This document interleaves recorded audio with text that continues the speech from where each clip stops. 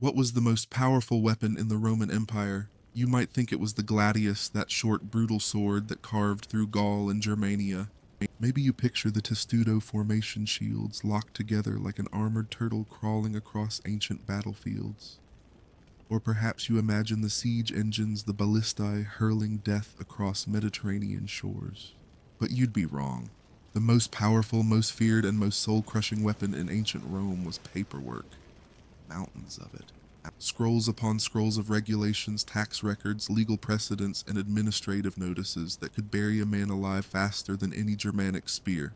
And tonight we're going to dive deep into the glorious, mind-numbing bureaucracy that held an empire together and eventually helped tear it apart.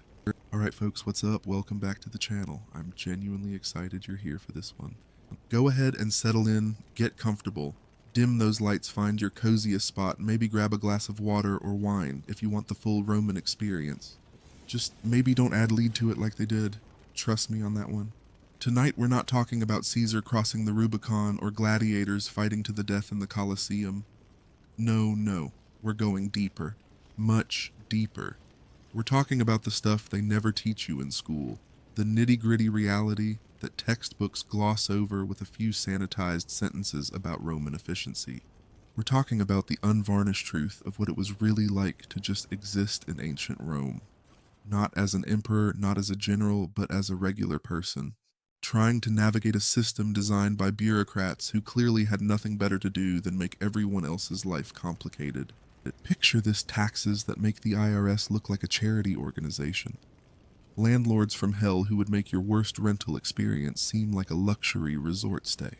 Bizarre laws that governed everything, from how loud your rooster could crow to whether you were allowed to wear certain colors on specific days of the week. We're talking about social climbing that was literally a full-time job, requiring you to wake up before dawn every single day just to kiss the right rings and maintain your position in society. We're diving into bureaucratic headaches that would make a trip to the DMV feel like a relaxing spa day. This is the story of the empire's engine room, the boring, annoying, and secretly fascinating world of Roman administration. The stuff that actually kept 50 million people from killing each other, while spanning 3 continents. If you're the kind of person who's into these weird deep dives into the real story, the human stuff behind the grand historical narratives they taught you in high school, do me a solid and hit that subscribe button. Maybe hit the bell too, but only if you're cool with being notified about 3-hour-long videos on niche historical topics at 2 a.m. No judgment here. We're all night owls diving into Roman tax policy together. And hey, if you stick around until the end, I promise you'll never look at your own bureaucratic headaches the same way again. That parking ticket, that insurance claim, child's play compared to what we're about to explore. Alright, let's take a collective deep breath here. Let it out slowly. We're on a slow burn tonight, folks. This isn't a rapid-fire history lesson or a dramatic retelling of epic battles. This is something different. The goal here is to relax, learn something genuinely weird about the ancient world, and maybe drift off to the soothing sounds of ancient Roman property disputes and tax collection procedures. There's something oddly therapeutic about learning how much worse things used to be, you know. We're going to take our time, explore the details that make history feel real and human, and by the end of this journey you'll have a completely different perspective on both ancient Rome and your own daily frustrations. So to understand this bureaucratic beast that was Roman administration, we have to start where every good story starts with you, with the individual human experience.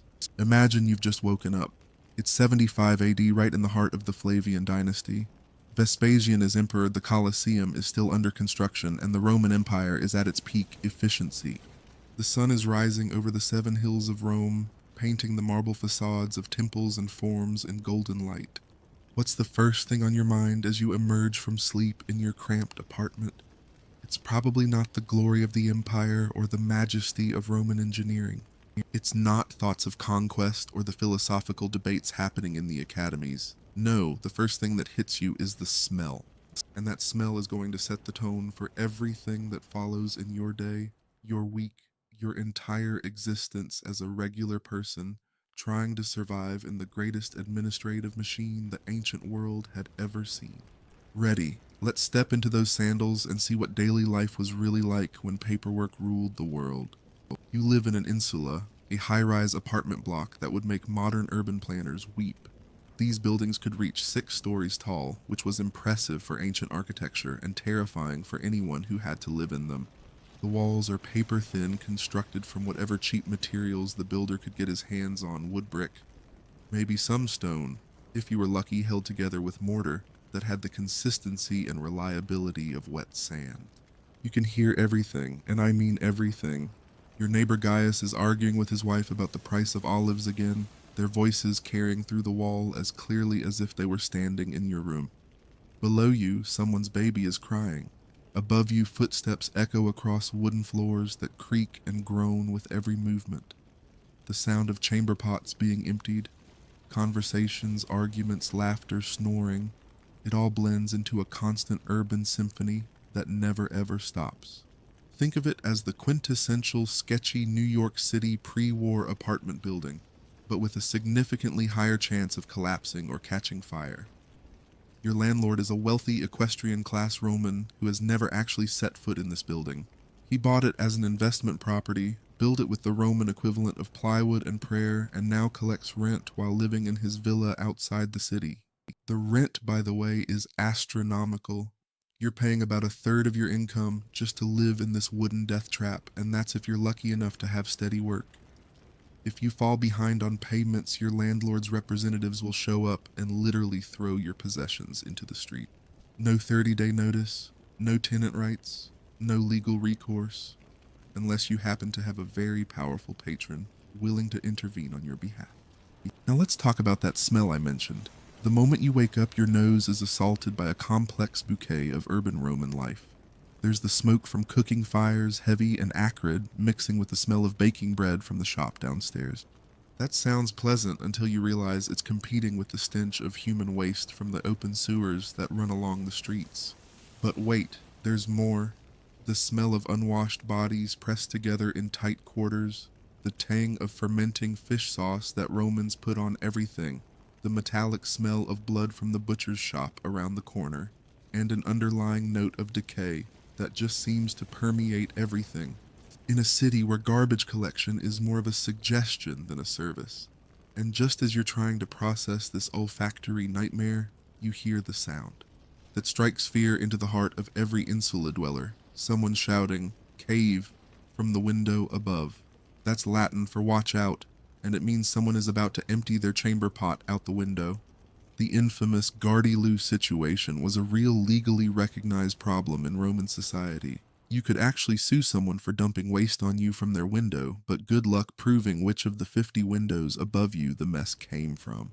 It was like a real-life game of Clue, but instead of Colonel Mustard in the library with the candlestick, it was Gaius in the third-floor apartment with the chamber pot. So you've survived the night without being crushed by falling debris or suffocated by smoke, and now you need to get ready for your day. First things first, you need water. If you're lucky, your building is near one of Rome's famous public fountains fed by the aqueduct system. If you're not lucky, you're buying water from vendors who carry it up multiple flights of stairs and charge accordingly. The water from the aqueducts was actually pretty clean by ancient standards, but by the time it reached your neighborhood fountain, it had traveled through lead pipes and sat in holding tanks that weren't exactly maintained to modern health standards. Still, it beat drinking from the Tiber River, which served as the city's main sewer outlet. Next, you need to get dressed. If you're a Roman citizen, that means putting on your toga for any official business. Let me tell you about togas. They were not the comfortable flowing garments you see in movies. A toga was basically a massive semicircle of heavy wool cloth about 18 feet long that required specific folding and draping techniques to wear properly. It was hot, heavy, impractical, and absolutely required for any formal occasion. Most days, though, you'd wear a tunic, which was basically a long shirt made of linen or wool. Your clothing would be colored with dyes that indicated your social status. Purple was reserved for the wealthy, and powerful bright colors were expensive. And most working people wore undyed wool that was various shades of brown and gray. As you prepare to leave your apartment, the city is already alive around you. The sound of wooden sandals and hobnailed boots echoing off stone streets creates a constant percussion. Merchants are calling out their wares in loud sing-song voices, fresh bread, still warm, garum the finest fish sauce in Rome, olive oil from Hispania. Cartwheels rumble over cobblestones, creating a sound like distant thunder. Hammers ring from metalworking shops, creating tools, weapons, and jewelry. The lowing of cattle being driven to market mixes with the bleating of goats and the squawking of chickens in cages. And then there are the human sounds, conversations in Latin, Greek, Germanic dialects, Celtic languages, and dozens of other tongues from across the empire. Arguments over prices, greetings between neighbors' children playing games, slaves being given orders by their masters, the constant hum of a cosmopolitan city where the entire known world has come together. But the most distinctive sound of Roman morning life was the salutatio. Every morning, hundreds of clients would gather outside the homes of wealthy patrons, creating crowds of people talking, laughing, complaining, and jockeying for position, the sound of social networking Roman style. As you step outside your insula, the contrast with the neighborhoods of the wealthy is stark and intentional. Your building is made of wood and cheap brick, rising dangerously high and packed with dozens of families. A few blocks away, the homes of the rich sprawl across entire city blocks, rarely more than 2 stories tall, built of fine stone and marble with interior courtyards, gardens, and private water supplies. The streets themselves tell the story of Roman social hierarchy. The main roads are paved with perfectly fitted stones wide enough for 2 carts to pass, with raised sidewalks and covered porticos. But the side streets where you live are narrow, often unpaved, and designed more for foot traffic than wheeled vehicles. This wasn't accidental urban planning. Roman city design was intentionally hierarchical, with the best locations, the finest materials, and the most convenient access reserved for the wealthy. Your daily commute to work requires navigating these social boundaries, walking from your crowded, smelly neighborhood to the refined districts where the elite conduct their business. Getting across Rome in the morning was its own special form of torture. The city was home to over 1 million people, all trying to go somewhere at the same time. The streets were narrow, often clogged with delivery carts that were only allowed to operate during certain hours, and filled with pedestrians, donkey slaves carrying litters, and the occasional official parade that would completely block traffic. There were no street signs as we understand them today. Navigation was based on landmarks: the Temple of Venus, the shop of Marcus, the baker, the fountain with the dolphin sculpture. If you were new to the city or visiting an unfamiliar neighborhood, you either hired a guide or hoped for the best. The smell during your commute was a continuation of your morning's olfactory adventure, cooking food mixed with animal waste perfumes and oils from the wealthy, mixed with the sweat of laborers, the metallic smell of coins, changing hands at every corner, mixed with the organic decay of a city that generated more waste than it could efficiently remove. If you had money for breakfast, your options depended entirely on your social class. The wealthy would eat at home, served by slaves who prepared meals in private kitchens.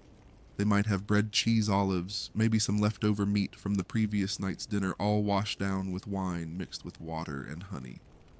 For everyone else, breakfast was a street food experience. Bread was the staple sold hot from bakeries that had been working since before dawn. If you could afford it, you might add some cheese olives or a bit of garum, the fermented fish sauce that Romans put on everything, the way we use ketchup. The truly poor might start their day with pasca, a drink made from sour wine mixed with water and sometimes vinegar. It sounds disgusting, but it was cheap, provided some calories, and the alcohol content made it safer than straight water in a city where sanitation was a constant challenge. Here's the thing that really puts Roman morning life in perspective. This was considered normal. This wasn't poverty or hardship by the standards of the time. This was just urban life in the ancient world. The smells, the noise, the crowded conditions, the constant awareness of your place in the social hierarchy, the daily struggle to find clean water and decent food. This was simply how millions of people lived. And yet this was also the height of human civilization as it existed in 75 AD. Rome was the New York City, London, and Tokyo of the ancient world all rolled into one. It was where you came if you wanted opportunity, education, entertainment, and the chance to be part of something larger than yourself. The contrast between Rome's grand public buildings and the private living conditions of ordinary citizens was jarring but intentional. The message was clear: individual comfort was less important than collective glory. Your cramped, smelly apartment was the price you paid for living in the greatest city on earth. As you finish your morning routine and prepare to face another day in the Roman administrative machine, take a moment to appreciate just how much your daily existence depends on systems you never think about. The clean water flowing from your tap, the reliable electricity powering your lights, the insulation keeping your neighbors' conversations from keeping you awake all night. Because as we're about to see, once you leave your apartment and enter the working world of Roman bureaucracy, things are about to get much, much more complicated. Your Roman morning is just the beginning of a day filled with administrative nightmares that would make modern bureaucracy look like a masterpiece of efficiency and customer service. Ready to clock into your Roman job? Trust me, you're going to want to appreciate your current employment situation a lot more after this next part. Let's start by shattering some illusions.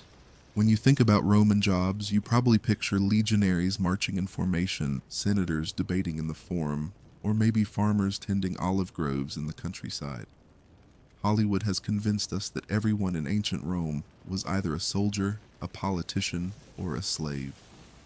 The reality was far weirder and infinitely more gross. The Roman economy was a complex machine that ran on thousands of specialized jobs that would make your worst employment nightmare seem like a dream gig. We're talking about occupations that required you to handle bodily fluids on a daily basis, risk your life for entertainment, or spend your entire career copying the same legal documents over and over again until your eyes gave out. These weren't jobs for the desperate or the enslaved, though plenty of slaves did this work too. These were legitimate career paths for free Roman citizens, complete with professional guilds, apprenticeship programs, and social hierarchies that people spent their entire lives trying to climb. Let's start with one of the most essential and disgusting jobs in Roman society, the fuller. If you were a fuller, your job was to clean togas, tunics, and other clothing for the citizens of Rome. Sounds reasonable, right? Everyone needs clean clothes. Here's the catch. The primary cleaning agent was human urine. Not just any urine, but fermented aged urine that had been collected from public urns, placed throughout the city specifically for this purpose. Citizens would relieve themselves into these containers, and fullers would collect the urine and let it ferment until it reached the perfect chemical composition for cleaning. Your typical workday as a fuller involved stripping down to your underwear, climbing into large vats filled with this fermented urine, and then stomping on clothes for hours. It was literally a human washing machine powered by public waste products. The ammonia in the aged urine would break down oils and stains, making it surprisingly effective for cleaning. But the smell was indescribable. Think of it as being a human washing machine that runs on fermented pee. The Romans even had a saying, the fuller's trade is the most necessary and the most disgusting. They weren't wrong. But here's the thing that makes this even more surreal: fullers were respected members of society. They had their own professional guild, the Guild of Fullers, which was politically influential enough to have their own section in the Colosseum.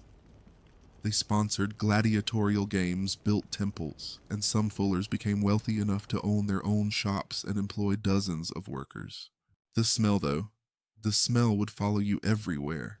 Fullers were known throughout the city by their distinctive odor, a combination of fermented urine, wet wool, and various cleaning chemicals that would make a modern sewage treatment plant seem like a flower garden. Now let's talk about a job that was equal parts acting and emotional manipulation: the professional mourner, or praefica. When someone important died in Rome, their family didn't just grieve quietly and move on.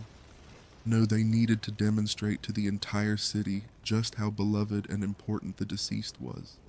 and they did this by hiring professional mourners to put on a show at the funeral. As a praefika, your job was to wail, pull your hair, scratch your face until you bled, and throw yourself dramatically onto the funeral pyre, all while improvising speeches about the virtues of someone you'd probably never met while they were alive. It was method acting taken to its absolute extreme, where your paycheck depended on how convincing your grief appeared to the crowd. The really successful mourners were like ancient celebrities. They had signature moves, specialized in different types of grief, and were booked months in advance for important funerals. Some mourners specialized in the grief of widows, others in the sorrow of children, and the most talented could switch between different emotional states, depending on what the family wanted to emphasize about the deceased. But here's where it gets really weird. Mourners were often hired to grieve for people who were still alive. Wealthy Romans would sometimes stage their own funerals while they were healthy, just to see how much people cared about them, and to make sure their actual funeral would be properly dramatic. It was like a dress rehearsal for death, complete with professional sobbing. The pay was decent, but it came with serious occupational hazards. The physical self-harm was real.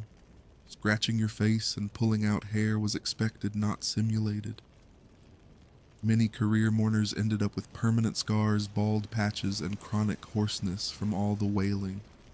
It was literally scarring yourself for money. If you thought modern office work was mind-numbing, let me introduce you to the life of a Roman scribe. These were the people who kept the entire empire running by copying everything. By hand, laws, tax records, military reports, census, data court proceedings, and endless correspondence between government officials. Imagine spending your entire career doing data entry, but instead of a computer, you have a reed pen and papyrus or parchment. Instead of copy and paste, you have to write out every single word letter by letter with perfect accuracy because there's no delete key. Make a mistake, and you either start over or try to scrape off the error and write over it, leaving ugly smudges that everyone will notice. The working conditions were brutal.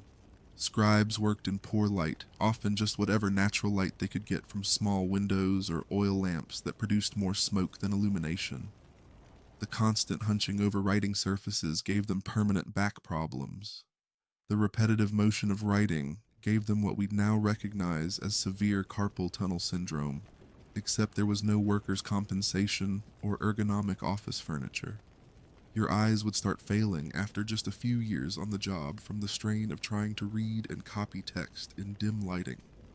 Many scribes were functionally blind by the time they reached middle age, which meant they'd have to find new careers or depend on family members for support. But the worst part wasn't the physical demands, it was the content. You'd spend months copying the same legal codes over and over again. Tax records that were nothing but lists of numbers. Military supply inventories that read like the world's most boring shopping lists. Census data that was just names and property values, page after page after page. And you had to get it right. Every word, every number, every legal formula had to be perfect, because these documents were used to make decisions about people's lives. Get someone's tax assessment wrong and they might lose their property. Copy a law incorrectly and legal cases could be decided based on your mistake. The irony is that scribes were essential to the functioning of the empire, but they were also completely replaceable. There were always more people who could read and write looking for work, so scribes had no job security and very little negotiating power with their employers. Here's a job that sounds exciting until you learn the details: gladiator trainer or lanista. These were the people responsible for turning slaves, criminals, and volunteers into entertainment for the masses. It was like being a personal trainer, a psychologist, and a prison warden all rolled into one horrible job. As a lanista, you didn't just teach people how to fight, you taught them how to die entertainingly. The goal wasn't to create the most effective fighters, but to create spectacles that would satisfy the crowd's desire for drama and violence. This meant training people in fighting styles that were deliberately mismatched weapons that were designed to create interesting combat scenarios, rather than efficient killing and psychological techniques that would make fighters willing to die for the entertainment of strangers. The training process was brutal beyond imagination. New gladiators would be beaten with wooden swords until they learned basic techniques, then gradually introduced to real weapons under controlled conditions. The mortality rate during training was almost as high as during actual gladiatorial games, because the training had to be realistic enough to prepare fighters for mortal combat. But here's the part that would really mess with your head. You had to care about your gladiators while simultaneously preparing them to die. Good gladiators represented significant financial investments. They required food, medical care, housing, and years of training before they could perform in the arena. A successful lanista needed to balance keeping fighters alive long enough to recoup their investment while also preparing them psychologically for the possibility of death. The relationship between trainers and gladiators was complex and often deeply personal. Many trainers were former gladiators themselves who had earned their freedom and stayed in the business. They understood the psychological trauma of the arena and had to serve as both mentor and executioner to their students. Roman banquets were legendary for their excess, and someone had to clean up after all that indulgence. The vomitorium attendant or vomitorium service was responsible for maintaining the rooms where guests could purge themselves during long feasts so they could return to eating and drinking. Despite what many people think, vomitoriums weren't just rooms where Romans went to throw up so they could eat more. They were actually sophisticated facilities designed to allow guests to discreetly manage the physical consequences of extended feasting without disrupting the social event. As a vomitorium attendant, your job involved providing towels, water for rinsing, and various herbs and remedies to help guests feel better after purging. You'd also clean up the mess, maintain the facilities, and discreetly assist guests who might be too drunk or sick to manage on their own. The work was disgusting, but it was also surprisingly well paid, because wealthy Romans valued discretion and service quality during their most vulnerable moments. A good vomitorium attendant could earn generous tips and might even be remembered in wealthy patrons' wills. The psychological toll, though, was significant. You were essentially a professional witness to the worst aspects of human indulgence, watching people make themselves sick with excess while you cleaned up after them. It was a job that provided a front row seat to the moral decay that many Romans worried was destroying their society. Remember those public urns I mentioned when we talked about fullers? Well, someone had to collect that urine, and it wasn't just one person. Urine collection was actually a franchise business model that employed hundreds of people throughout the city. Urine collectors or urina collectors would make daily rounds to collect the contents of public urns, which they would then sell to fullers, tanners, and other businesses that used urine in their manufacturing processes. It was smelly, disgusting work, but it was also steady employment with built-in demand. The collectors had to understand the chemistry of urine aging because different businesses wanted urine that had been fermented for different lengths of time. Fresh urine was used for certain processes while aged urine was preferred for others. It was like being a sommelier, but for human waste.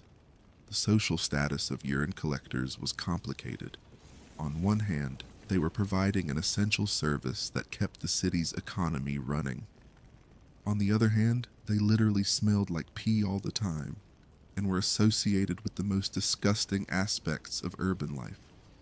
Here's what's really important to understand about these weird Roman jobs. They existed because they were necessary. The Roman Empire was a complex society with sophisticated needs, and meeting those needs required specialized labor that someone had to perform. The fuller's trade existed because Romans cared about personal appearance and social status, which required clean clothing. Professional mourners existed because Romans had elaborate social rituals around death that required theatrical expertise. Scribes existed because the empire generated massive amounts of paperwork that had to be copied by hand. These weren't jobs for desperate people with no other options, although desperation certainly played a role for some workers. These were legitimate careers with professional standards, training requirements, and advancement opportunities. The Roman economy was sophisticated enough to support full-time professionals whose entire job was to handle one specific aspect of urban life. It was specialization taken to an extreme that wouldn't be seen again until the Industrial Revolution. And here's the part that should make you appreciate your own job. No matter how boring or frustrating it might be, these Roman workers didn't have unions, worker safety regulations, health insurance, or retirement plans. They worked until they couldn't work anymore, and then they hoped their families would take care of them. Your worst day at the office probably doesn't involve stomping on clothes in vats of fermented urine or cleaning up after people who've made themselves sick with gluttony. Your most boring data entry task probably doesn't require perfect handwriting and dim light, while your back slowly breaks from hunching over a writing surface for 12 hours a day. So the next time Karen from accounting complains about the printer jamming, just picture her as a fuller knee-deep in Roman P, manually agitating togas for hours on end. Puts that quarterly report deadline in perspective, doesn't it? But as we're about to see, having a weird job was just the beginning of your problems as a Roman citizen. Because once you were done with your workday, you still had to navigate the Roman legal system, and that's where things got really interesting. Roman law is supposedly the foundation of many modern legal systems. Legal scholars will tell you about the brilliance of Roman jurisprudence, the sophistication of their legal codes, and the lasting influence of concepts like presumption of innocence and due process. They're not wrong about the influence part, but they tend to gloss over what it was actually like to use the Roman legal system if you were a regular person trying to get justice. Using Roman law was like trying to navigate a maze designed by sadistic bureaucrats who got paid by the hour and had a personal vendetta against anyone seeking a quick resolution to their problems. It was a system that prioritized legal precedent over common sense procedural correctness, over actual justice, and social status over truth. The fundamental problem was that Roman law was incredibly sophisticated in theory, but almost impossibly complex in practice. It was like having a computer operating system designed by geniuses, but with a user interface created by people who actively hated users. Here's the first thing you need to understand about Roman justice. There were no public prosecutors. None. If someone wronged you, cheated you, stole from you, or even committed a violent crime against you, it was your responsibility to bring them to court yourself. The state didn't investigate crimes, didn't build cases against criminals, and didn't provide lawyers for victims or defendants. Think about that for a moment. If someone robbed you, you had to personally track them down, gather evidence, figure out which court had jurisdiction over your particular type of case, learn the proper legal procedures for filing a complaint, and then present your case yourself or hire someone to represent you. Imagine having to personally serve papers to the guy who stole your car, then research the relevant motor vehicle theft statutes, then hire a celebrity public speaker to argue your case in front of a judge who might be the defendant's uncle. It was less Law and Order and more Judge Judy meets a toxic family reunion, except the family reunion could result in someone being executed or sold into slavery. Since you couldn't just hire a lawyer the way you can today, you had two options for legal representation. You could rely on your patron if you had one, or you could hire an orator to speak for you. Neither option was particularly good if you were looking for actual legal expertise. Patrons were wealthy Romans who provided protection and assistance to their clients in exchange for political support and social services. If you were lucky enough to have a powerful patron, they might provide legal representation as part of their patronage obligations. The problem was that your patron's legal knowledge might be limited to whatever they'd picked up from previous court cases, and their primary loyalty was to maintaining their own political relationships, not to getting you justice. The alternative was hiring an orator, which was like hiring a motivational speaker to perform surgery. Orators were skilled public speakers who specialized in making persuasive arguments, but they weren't necessarily legal experts. They were performers who could make a compelling case based on emotion, reputation, and rhetorical tricks, but they might not understand the actual legal principles involved in your case. The most famous orator was Cicero, who was indeed brilliant at both law and rhetoric, but most orators were just good at talking. Hiring an orator was like getting a theater major to represent you in court, except the theater major had a better chance of understanding the relevant statutes. Now let's talk about one of the most bizarre aspects of Roman law, the concept of patria potestas, or the absolute power of the father over his family. The pater familias, the male head of the household, had literally life and death authority over everyone in his familia, including grown adult sons, daughters, wives, slaves, and extended family members. This wasn't symbolic or metaphorical power. A Roman father could legally kill his children at any age for any reason. He could sell them into slavery to pay debts. He could force them into marriages or divorces regardless of their wishes. He could disown them, leaving them with no legal identity or property rights. And he could do all of this without having to justify his decisions to any court or legal authority.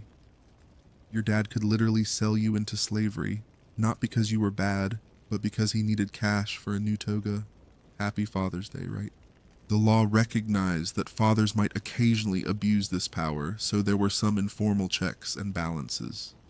The censors who were responsible for maintaining public morality could remove a man from the Senate if his behavior was deemed particularly egregious. But these were social consequences, not legal ones. There was no Roman equivalent of child protective services. The really twisted part was that this power didn't end when children became adults. A 60-year-old Roman senator could still be legally under the authority of his 80-year-old father. Grown men with their own families, successful careers, and political influence could be treated like children if their fathers decided to exercise their legal authority. This created a bizarre situation where some of the most powerful people in Roman society were simultaneously completely powerless within their own families. You could command legions, govern provinces, and make decisions that affected millions of people, but you still had to ask daddy's permission to buy property or get divorced. In this male-dominated legal system, there was one group of women who had unprecedented legal rights, the Vestal Virgins.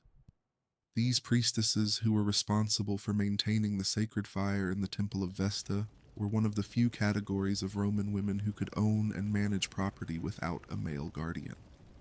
When a girl was chosen to become a Vestal Virgin, usually between the ages of 6 and 10, she was legally emancipated from her father's authority and placed under the protection of the state. After serving for 30 years, she could retire and marry if she chose, and she would retain her legal independence. This meant that Vestal Virgins could make contracts, buy and sell property right wills, and represent themselves in court. They were essentially the only women in Roman society who had the legal status that all adult men took for granted. The catch, of course, was that they had to remain celibate for their entire 30-year term of service. If a Vestal Virgin was caught having sexual relations, the punishment was being buried alive. The male partner would be beaten to death. So you could have unprecedented legal freedom as a woman, but only if you were willing to risk death for any romantic relationship and spend 3 decades of your life maintaining a sacred fire. It was like being offered a full scholarship to Harvard, but only if you agreed to live in solitary confinement and never speak to anyone of the opposite sex. The opportunity was incredible, but the price was almost impossibly high. Roman property law was incredibly detailed and covered situations that would seem absurd today. There were specific laws about how high you could build on your property, what kind of trees you could plant near property lines, how loud your animals could be, and what happened if your neighbor's building cast shadows on your garden. The famous case of the noisy rooster illustrates how complex these property disputes could become. If your neighbor's rooster kept waking you up before dawn, you couldn't just call animal control or file a noise complaint with the city. You had to research the relevant property laws, determine whether the rooster's crowing constituted a legal nuisance, file a formal complaint with the appropriate magistrate, and present evidence about the timing and volume of the disturbance.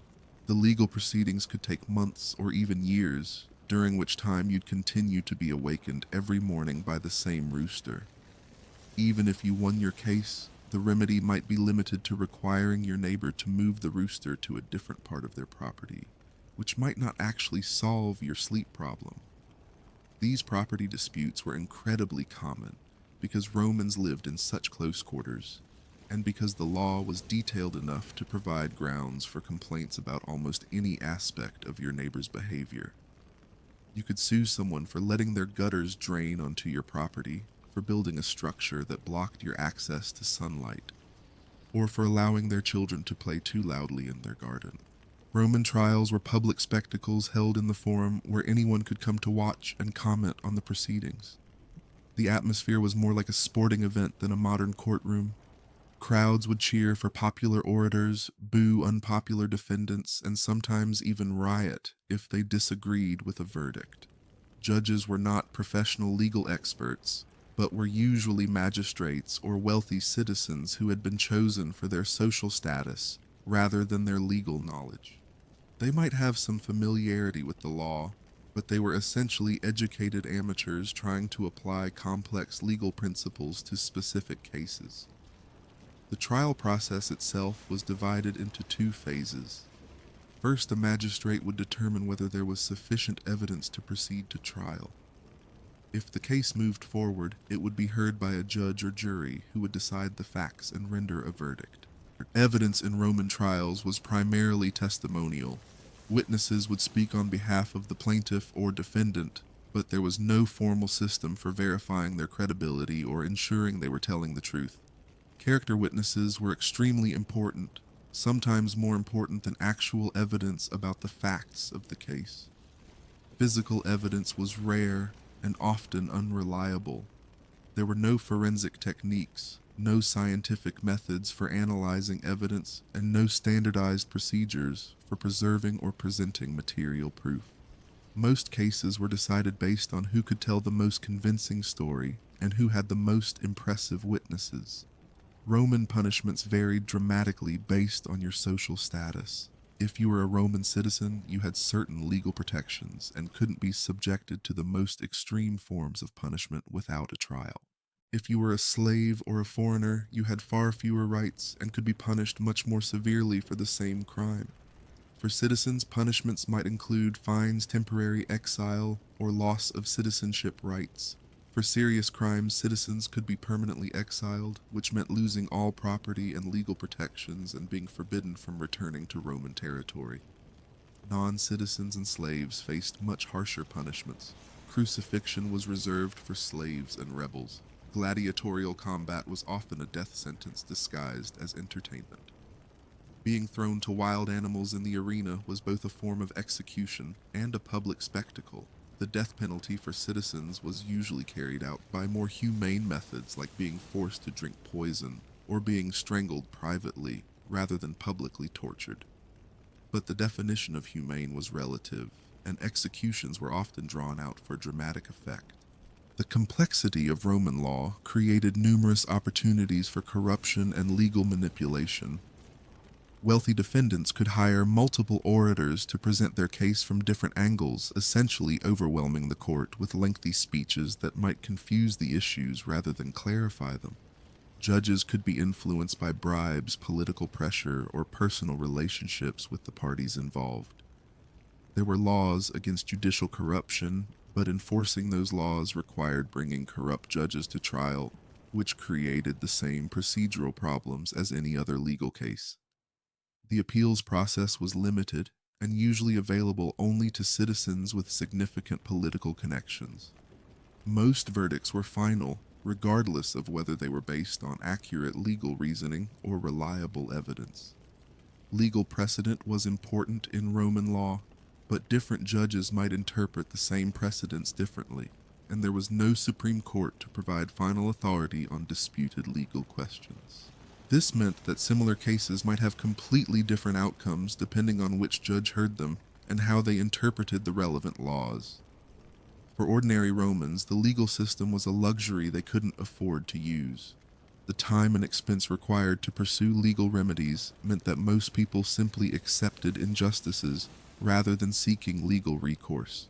If someone cheated you in a business transaction, stole your property, or failed to pay a debt, you were more likely to handle the situation through social pressure or private retaliation than through the courts. This created a parallel system of informal justice based on community standards, family obligations, and patron-client relationships.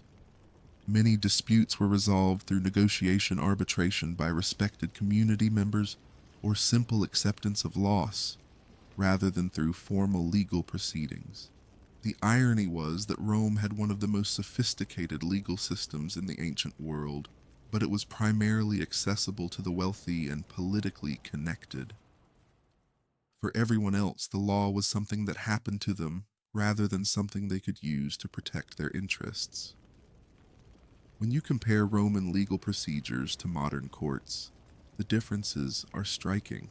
Today we have professional judges with legal training, standardized rules of evidence, public prosecutors who investigate and prosecute crimes, and legal aid programs that provide representation for people who can't afford lawyers. We have appeals, courts, constitutional protections for defendants, and procedural safeguards designed to ensure fair trials. We have forensic science, documentary evidence, and systematic methods for verifying witness testimony. Most importantly, we have the presumption that the legal system should be accessible to everyone, not just the wealthy and politically connected. While modern legal systems certainly have their problems, the basic principle that justice should be available to all citizens, regardless of their social status, was not a Roman value. So the next time you're frustrated with a legal proceeding, whether it's a traffic ticket, a contract dispute, or jury duty, remember that you're not required to personally track down and prosecute the person who wronged you. You don't need a wealthy patron to speak for you in court, and your father can't legally sell you into slavery to pay his gambling debts. The Roman legal system gave us many important principles that still influence law today, but actually using that system as a regular person was a nightmare of bureaucratic complexity, social inequality, and procedural unfairness that makes our current legal problems seem almost trivial by comparison.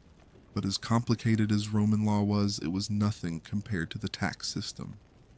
And that's where we're going next, into the wonderful world of Roman taxation, where the phrase death and taxes took on a whole new meaning. Every 5 years, the Roman Empire conducted a census that made modern data collection look like a casual survey. This wasn't just counting heads. This was a comprehensive audit of your entire existence that would make the IRS audit process seem like a friendly chat with your accountant. You had to declare everything. Your family members, including every child, spouse, parent, and extended relative living in your household. Your property down to the last olive tree and chicken coop. Your slaves with their ages, skills, and estimated values. Your income from all sources. Your debts and obligations. Even your livestock had to be counted and assessed. The census wasn't optional, and there were serious penalties for providing false information or trying to avoid the process entirely. Census officials had broad investigative powers and could interview your neighbors, examine your property, and cross-reference your declarations with other records to verify their accuracy. The process could take months to complete, during which census officials would show up at your home, unannounced demand to inspect your property, and ask detailed questions about your finances and family situation. It was like having tax auditors, real estate appraisers, and social workers all descend on your life simultaneously, except they had the authority to impose criminal penalties if they didn't like your answers. But here's what made the Roman census particularly invasive. It wasn't just about taxation. The census data was used to determine your social class, your military obligations, your eligibility for public benefits, and your voting rights. Your entire legal and social status depended on how you were classified in the census records. If the censors decided you hadn't been honest about your wealth, they could reclassify you into a higher tax bracket retroactively. If they thought you'd been living above your declared means, they could investigate your financial records going back years. If they suspected you were hiding assets, they could seize property and impose penalties that would bankrupt your family. Now here's where the Roman tax system gets really diabolical: the collection process. Rome didn't employ professional tax collectors the way modern governments do. Instead, they outsourced the entire operation to private contractors called publicani, who operated under what was essentially a franchise system, designed to maximize revenue extraction while minimizing government responsibility. Here's how it worked. The Roman government would estimate how much tax revenue a particular region should generate, then auction off the collection rights to the highest bidder. The winning bidder, usually representing a company of wealthy investors, would pay the estimated amount to the treasury up front. In exchange, they were given legal authority to collect taxes from that region for a specified period, usually 5 years. But here's the brilliant and evil part. Anything the publicani collected above the amount they'd paid to the government was pure profit. The system was literally designed to encourage tax collectors to extract as much money as possible from the population, with no upper limit on what they could demand. Think about this for a moment. It was like if the IRS was privatized and run by the same people who manage predatory lending companies and payday loan operations. A system specifically designed to incentivize extortion with legal backing and government protection. The publicani weren't just tax collectors. They were essentially legalized protection rackets with accounting departments. They could demand payment in cash, or goods impose penalties for late payment, seize property for non-payment, and even sell people into slavery to recover debts. They had their own private security forces to enforce collections and their own administrative systems to track payments and pursue delinquent accounts. As a taxpayer in the Roman system, you weren't just dealing with one simple tax bill. Oh no, that would be too easy. You were subject to multiple types of taxes collected by different publicani companies on different schedules with different payment methods and different penalty structures. There was the tributum, a property tax based on your census declaration. The vectigal, which covered various indirect taxes on trade and commerce. The vicesima, a 5% tax on slave manumissions and inheritances.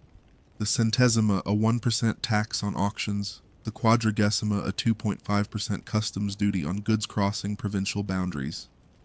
Each of these taxes had its own collection system, its own publicani company, and its own bureaucratic requirements. You might owe money to 3 or 4 different tax farming operations, each with their own payment schedules and their own methods for calculating what you owed. The paperwork alone was a nightmare.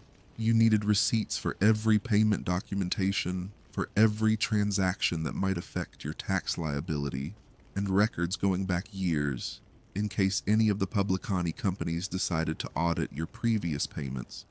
Keeping track of all this documentation was a full-time job, and losing the wrong piece of paper could result in double taxation or criminal penalties.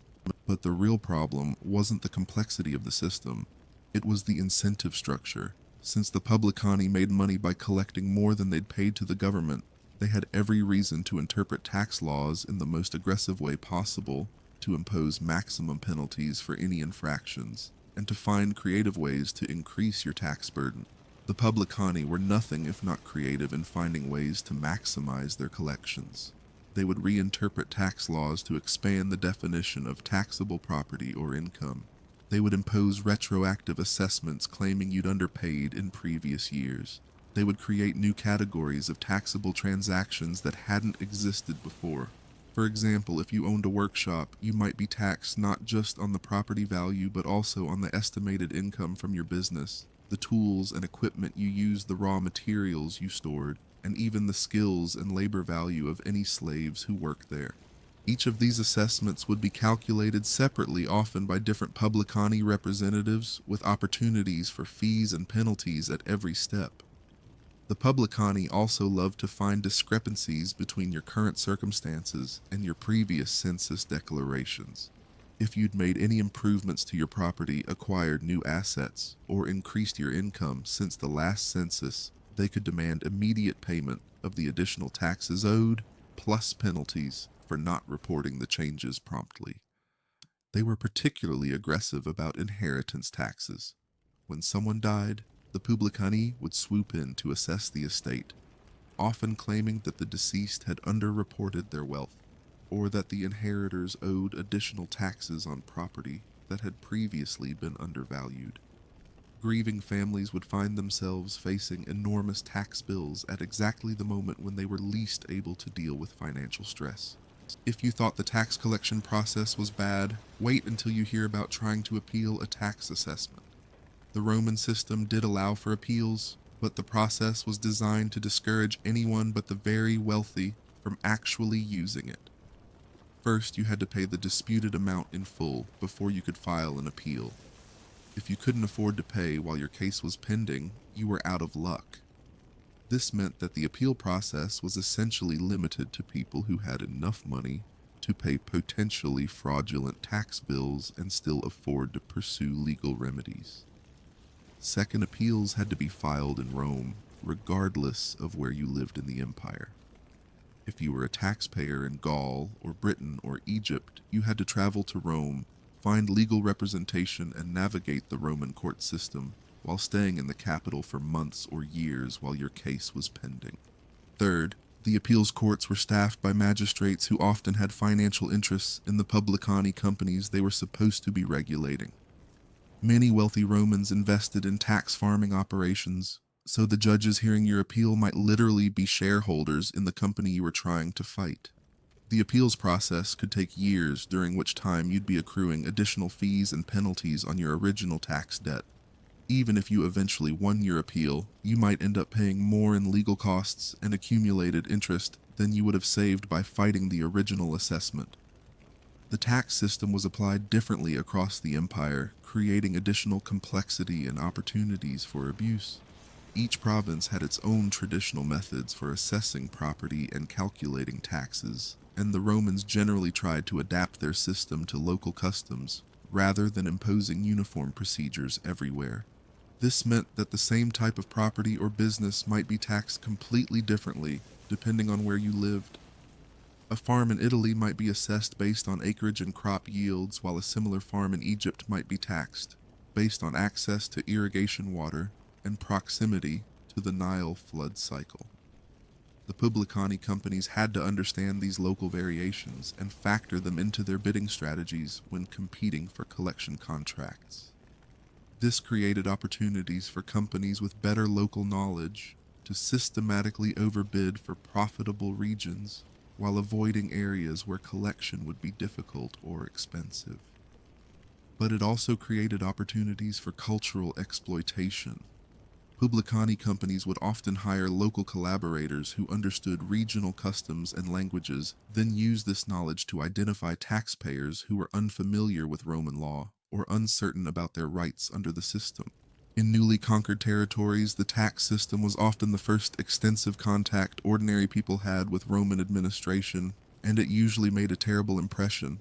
The publicani would arrive before the Roman legal system was fully established, before local people understood their rights under Roman law, and before there were effective mechanisms for appealing unfair treatment.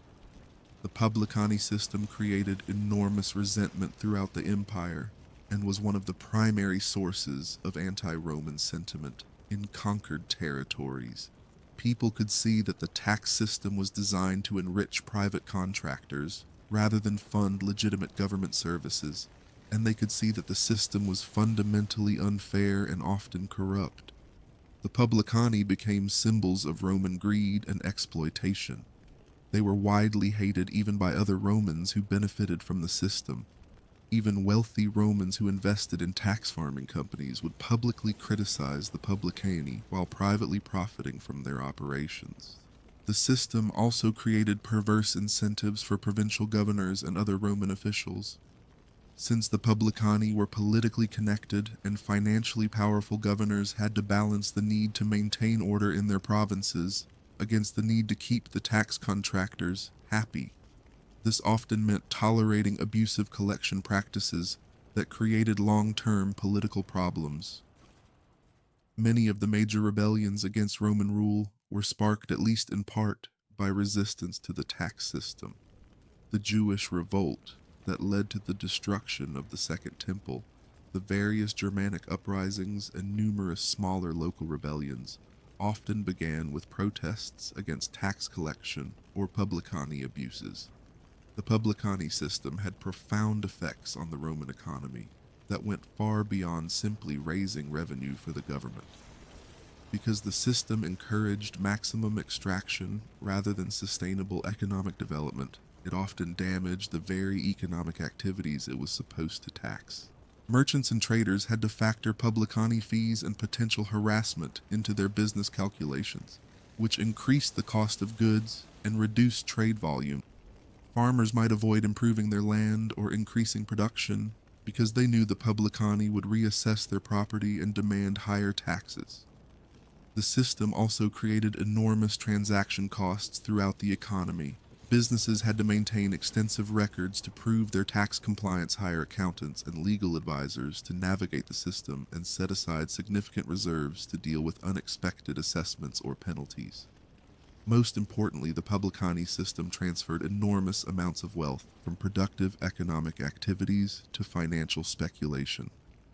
The investors who funded tax farming operations were essentially betting on their ability to extract money from provincial economies, rather than investing in activities that would increase overall economic productivity. When you compare the Roman publicani system to modern tax collection, the differences are striking. Today we have professional civil servants who are trained in tax law and accountable to elected officials. We have standardized procedures, written appeals processes, and legal protections for taxpayers. Modern tax systems are designed, at least in theory, to fund government services rather than enrich private contractors. While there are certainly problems with complexity and enforcement, the basic principle is that taxes should be collected fairly and efficiently to support public purposes. We have independent courts that can review tax disputes, ombudsman offices that investigate taxpayer complaints, and legislative oversight of tax collection agencies. The idea that tax collection should be outsourced to private companies with unlimited profit incentives would be considered corruption in most modern democracies. Most importantly, we have the principle that tax laws should be clear, consistent, and applied equally to all citizens, regardless of their social status or political connections. While this principle isn't always perfectly implemented, it's fundamentally different from a system designed to maximize extraction from politically powerless populations. The publicani system contributed significantly to the eventual collapse of the Roman Empire. By the 3rd century AD, the system had become so extractive and corrupted that it was actively destroying the economic base it was supposed to tax. Provincial economies were being systematically strip-mined by publicani companies, reducing productivity and creating massive resentment among the populations that Rome needed to remain loyal and productive. The system was generating less actual revenue for the government while imposing greater economic and social costs on the empire as a whole. The tax farming system also contributed to the currency debasement that plagued the later empire. As economic productivity declined due to overtaxation, the government had to reduce the silver content of coins to maintain the money supply, which created inflation and further economic instability. Eventually, later emperors tried to reform the tax system by replacing the publicani with direct government collection, but by then the damage to the empire's economic and political foundations was already severe. For you as an individual Roman taxpayer, the publicani system meant living in constant financial uncertainty. You never knew when tax collectors might show up with new assessments, retroactive penalties, or creative interpretations of tax law that could bankrupt your family. You had to maintain detailed financial records not to optimize your economic activities, but to protect yourself from predatory tax collection. You had to cultivate relationships with local publicani representatives, not because you wanted their friendship, but because antagonizing them could result in financial ruin. Most importantly, you had to accept that a significant portion of your economic output would be extracted not to fund roads, aqueducts, or military protection, but to enrich private investors who had no interest in your welfare or the long-term prosperity of your community. The next time you're frustrated with the IRS or annoyed about filing your tax return, remember that you're dealing with a system designed to collect specific amounts according to written laws, with professional staff who are accountable to elected officials and with legal protections that prevent arbitrary seizure of your property. The Roman publicani system was taxation as organized crime with government backing and no effective oversight. It was a system that turned tax collection into a form of legalized predation that ultimately helped destroy the very empire it was supposed to finance. But as bad as the tax system was, it was just one part of the larger social machinery that governed Roman life. And that brings us to the social networking system that determined your place in Roman society, a system that makes modern corporate politics look like a friendly game of tag. If you thought Roman society was a meritocracy, where hard work and talent determined your success, you've been watching too many Hollywood movies. Roman society ran on a system called clientela, a complex web of personal relationships that made modern corporate networking look like child's play. This wasn't about who you knew. This was about who owned you. In the Roman world, you were either a patronus, a patron with power and resources, or a client who depended on a patron for survival.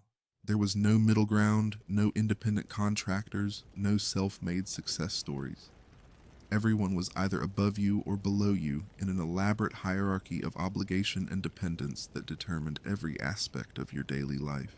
The system was so pervasive that it governed everything from where you could live to what jobs you could pursue to whom you could marry. Your patron didn't just help you occasionally when you needed a favor. They literally controlled your access to the basic necessities of urban life: food, housing, legal protection, and economic opportunities. Think of it as a combination of feudalism, organized crime, and social media, except instead of likes and follows, you were dealing with life and death dependencies that could make or break your family's survival for generations. Every morning as a client, you had to perform the salutatio, a daily ritual that combined personal humiliation with professional networking. You would put on your best toga, the one without the wine stains if you were lucky enough to own more than one, and trudge across the city to your patron's house to pay your respects. This wasn't a quick good morning and handshake. You would join a crowd of other clients waiting outside your patron's house sometimes for hours, just for the privilege of being acknowledged. The waiting area was organized by social rank, with the most important clients getting better positions closer to the entrance, while lesser clients crowded in the back. When you finally got your turn to see the patron, you had maybe 30 seconds to demonstrate your loyalty, provide any useful information you'd gathered, and receive your sportula, a small cash handout or basket of food that might be the difference between eating and going hungry that day. The sportula wasn't charity. It was payment for services rendered and future obligations incurred. By accepting it, you were agreeing to vote for your patron's preferred candidates, attend public events to cheer for their speeches, provide information about their political enemies, and generally serve as an unpaid political operative whenever needed. If you missed the salutatio without a very good excuse, you risked being dropped from your patron's client list, which could mean losing access to food, legal protection, job opportunities, and social connections that had taken years to build. It was like having to personally visit your boss's mansion every single morning just to say hello and prove your loyalty, and in return he might give you a lunch voucher. And if you skipped a day, you might get fired not just from your job, but from your entire social support system. The patron-client relationship was fundamentally economic, but the economics were deliberately obscured by social ritual and personal obligation. Patrons provided material support, legal protection, and access to opportunities, while clients provided political support, useful information, and various personal services. But the exchange was never equal or transparent. Patrons could withdraw their support at any time for any reason, while clients were expected to provide services regardless of their personal circumstances or competing obligations. The system was designed to benefit patrons while creating maximum dependency among clients. As a client, you might receive enough support to survive, but never enough to become independent. Your patron would help you find work, but usually in jobs that kept you dependent on their continued favor.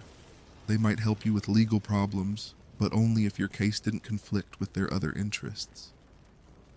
They might provide food and shelter, but only as long as you remained useful to them. The system created a permanent underclass of people who were technically free but practically enslaved by economic dependence. You couldn't change patrons easily because other patrons would be suspicious of someone who had been dropped by their previous benefactor. You couldn't opt out of the system entirely because independent survival in Roman society was almost impossible without patron connections. The clientela system was essentially social media before social media existed, complete with status hierarchies, network effects, and algorithm-like rules that determined your access to resources and opportunities.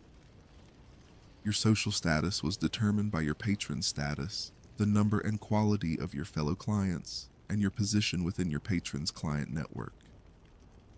Having a powerful patron was like having millions of followers, while being a minor client of a minor patron was like having 12 followers and no verified checkmark.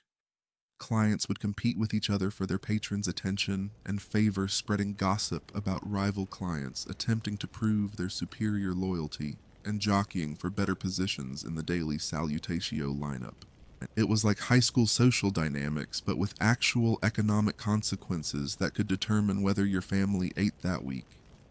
Patrons would also compete with each other by displaying the size and quality of their client networks. Having impressive clients was a status symbol that demonstrated your political influence and social importance. Patrons would poach clients from their rivals, attempt to upgrade their client portfolios by attracting more valuable followers, and use their client networks to gather intelligence about their competitors. The system created feedback loops where successful patrons attracted better clients, which increased their political influence, which attracted even better clients, while unsuccessful patrons lost clients and political relevance in a downward spiral that could last for generations. One of the most important functions of the clientela system was information gathering and distribution.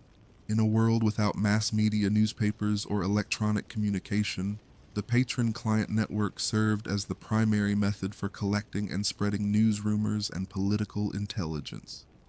Clients were expected to serve as informal spies for their patrons, reporting on conversations they overheard, business transactions they witnessed, and political developments they learned about.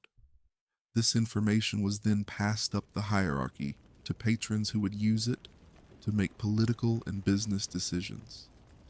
Patrons would also use their client networks to spread information downward, ensuring that their preferred version of events reached the maximum number of people as quickly as possible. If a patron wanted to start a rumor about a political rival, promote a particular interpretation of recent events, or test public reaction to a potential policy, they would use their clients as a distribution network. The system created an economy where information was currency, and loyalty was measured by your willingness to share useful intelligence with your patron while keeping their secrets from their rivals. Clients who consistently provided valuable information could improve their position in the network, while those who failed to deliver useful intelligence risked being marginalized or dropped entirely. The clientela system was the foundation of Roman politics, creating massive vote-buying operations that were perfectly legal and socially acceptable. During elections, patrons would mobilize their client networks to support specific candidates, creating organized voting blocks that could determine the outcome of political contests. This wasn't just about individual votes, it was about creating political momentum and public demonstrations of support that could influence undecided voters. Patrons would require their clients to attend political rallies, cheer for speeches, and participate in public demonstrations that created the appearance of popular enthusiasm for particular candidates or policies. The system also provided a legal method for wealthy Romans to convert economic power into political influence. Instead of directly bribing voters, which was technically illegal, wealthy patrons could expand their client networks by providing economic support to larger numbers of people who would then feel obligated to vote according to their patrons' preferences. Political candidates would compete not just for individual votes, but for the support of powerful patrons who could deliver entire client networks. A successful candidate needed to build coalitions of patron-client relationships that could mobilize thousands of supporters during election campaigns. One of the most insidious aspects of the clientela system was its generational persistence. Client relationships were often inherited, passed down from fathers to sons, along with other family obligations and assets. If your father was a client of a particular patron, you would automatically become a client of that patron's heir, regardless of your personal preferences or circumstances. This created a system of inherited social status that was extremely difficult to escape. Families could remain trapped in client relationships for generations, never accumulating enough independent resources to break free from patron dependence, but never falling so low that they lost their position in the social hierarchy entirely. Children grew up learning the rituals and obligations of clientela as part of their basic social education.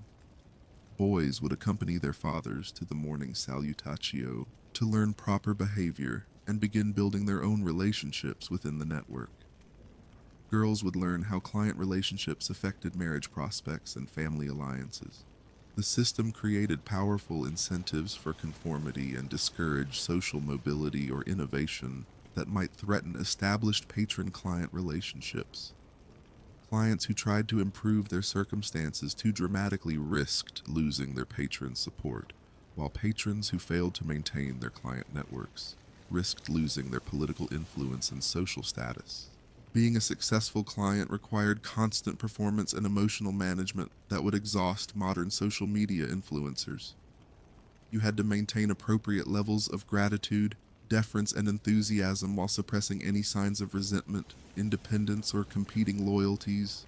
Every interaction with your patron was a performance where you needed to demonstrate your value while appearing genuinely grateful for their support. You had to show interest in their concerns while downplaying your own problems unless they specifically affected your ability to serve their interests. The emotional labor was enormous. You had to maintain friendly relationships with fellow clients who were also your competitors for patron attention. You had to appear loyal to a patron who might drop you at any moment for reasons beyond your control. You had to pretend that a system designed to exploit your dependence was actually a beneficial relationship based on mutual respect and affection. Clients who appeared too calculating or transactional in their approach to patron relationships would be viewed as unreliable and potentially disloyal.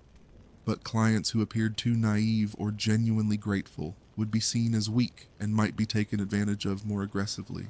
The clientela system was particularly challenging for people who lived far from Rome or who needed to travel for business or family reasons. Client obligations were location-specific and couldn't be maintained effectively from a distance. If your patron lived in Rome, but you needed to spend time in the provinces for work or family reasons, you faced an impossible choice: neglect your client obligations and risk losing your patron's support, or neglect your other responsibilities and potentially damage your economic prospects or family relationships. Some clients tried to solve this problem by establishing relationships with multiple patrons in different locations, but this was risky because patrons expected exclusive loyalty and might view multiple patron relationships as evidence of disloyalty or opportunism. The system created powerful incentives for people to remain in Rome, even when better economic opportunities might be available elsewhere. Leaving the city meant abandoning the client relationships that provided your social safety net and starting over in a new location where you had no established connections. For wealthy Romans, this geographic constraint was less problematic because they could afford to maintain multiple residences and travel between them as needed. But for ordinary clients, the need to maintain daily contact with patrons created a form of social imprisonment that limited their mobility and economic options. While the formal clientela system was male-dominated, Roman women developed their own parallel networks of patronage and obligation that were often more flexible and sometimes more powerful than the official male system. Wealthy Roman women, especially those from prominent families, maintained their own client relationships with other women, freed women, and slaves. These relationships were often based on different forms of exchange: social introductions, marriage negotiations, childcare, assistance, and information about domestic and social matters. Women's patron-client relationships were often more personal and less formalized than male relationships, but they could be equally important for family, survival, and advancement. A wealthy woman's support could help other women find suitable marriages for their daughters, obtain medical care during childbirth, or navigate the complex social rules that governed women's behavior in Roman society. The Women's Network also served as an alternative information system that often operated independently of male political networks. Women gathered different types of intelligence about family relationships, social scandals, and private behavior that could be extremely valuable for political and business decisions. However, women's participation in clientele relationships was always constrained by their legal dependence on male relatives and their limited access to independent economic resources. Women could be influential patrons within their sphere, but they could rarely provide the type of comprehensive protection and support that male patrons offered their clients. One of the most interesting aspects of the clientele system was the special position of freedmen, former slaves who had been manumitted by their masters. Freedmen automatically became clients of their former masters, but they also had opportunities for social mobility that were unavailable to freeborn citizens trapped in inherited client relationships. Successful freedmen could accumulate wealth through business activities and eventually become patrons themselves, building their own client networks among slaves, other freedmen, and even some freeborn citizens who needed their services or resources. The freedman-patron relationship was particularly complex because it combined elements of the traditional master-slave relationship with the mutual obligations of patron-client partnerships. Former masters expected continued loyalty and service from their freedmen, but freedmen also had legal rights and economic opportunities that slaves didn't possess. Some freedmen became extremely wealthy and influential, using their business success to build patron-client networks that rivaled those of established aristocratic families. These nouveau riche freedmen often faced social prejudice from traditional elites, but their economic power gave them political influence that couldn't be ignored. The freedman example demonstrates that the clientele system, while generally oppressive and hierarchical, did provide some limited opportunities for social advancement for people who were skilled at navigating its complexities and building successful business enterprises. By the late Republic and early Empire, the clientele system was beginning to break down under the pressure of political instability, economic disruption, and the sheer scale of Roman society. Traditional patron-client relationships that had worked in smaller communities became unwieldy and impersonal when applied to a city of over 1 million people. Patrons found it increasingly difficult to maintain personal relationships with large numbers of clients, while clients discovered that their patrons might not be able to provide protection against the larger forces affecting Roman society. Civil wars, economic crises, plague, and administrative chaos. The rise of professional armies and imperial bureaucracy reduced the political importance of client networks, while the growth of commercial economy created alternative sources of employment and support that didn't depend on personal patronage relationships. However, the cultural expectations and social rituals of clientela persisted long after the economic and political foundations of the system had eroded. People continued to perform the daily salutatio and maintain the forms of patron-client relationships even when these relationships no longer provided meaningful benefits or protection. When you look at the Roman clientele system, it's easy to see parallels with modern networking culture, social media influence, and corporate mentorship programs. The basic human dynamics of seeking powerful allies competing for attention and resources, and using personal relationships to advance career goals are remarkably consistent across different historical periods. But there are crucial differences that highlight how much more oppressive the Roman system was than anything we experience today. Modern networking is generally voluntary and supplementary to other forms of economic support. You can choose not to participate in professional networking without risking starvation or homelessness. Roman clientele was mandatory and comprehensive. You couldn't opt out without losing access to basic necessities, and you couldn't change networks easily if your current relationships weren't working well for you.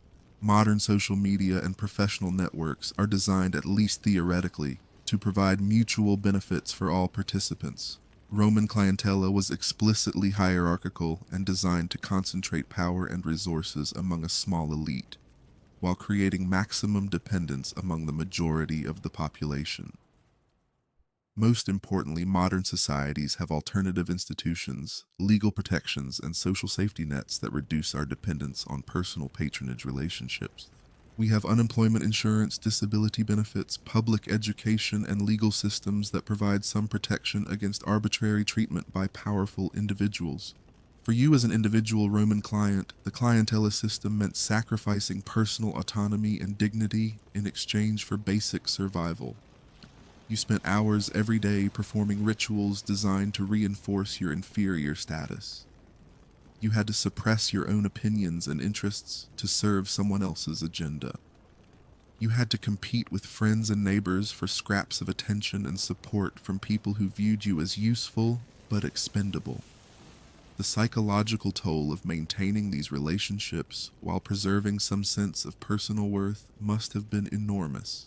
You had to maintain the fiction that these were voluntary relationships based on mutual respect, while knowing that you were essentially trapped by economic necessity. You also had to live with the constant uncertainty that comes with depending on another person's goodwill for your survival. Your patron could decide to drop you for any reason or no reason at all, and there was no appeal process, no severance package, and no guarantee that you could find another patron willing to take you on. The system required you to internalize a view of yourself as naturally inferior to your social superiors, while simultaneously competing aggressively with your social equals and treating your social inferiors with the same casual disregard that your patron showed toward you. The clientela system wasn't just a way of organizing personal relationships. It was a mechanism for maintaining social control and preventing the kind of collective action that might threaten the established order. By making everyone dependent on individual patrons rather than creating institutions that served common interests, the system discouraged solidarity among people who shared similar economic circumstances. Clients were encouraged to identify with their patrons' interests rather than with other clients who might be natural allies in challenging the system that exploited them all.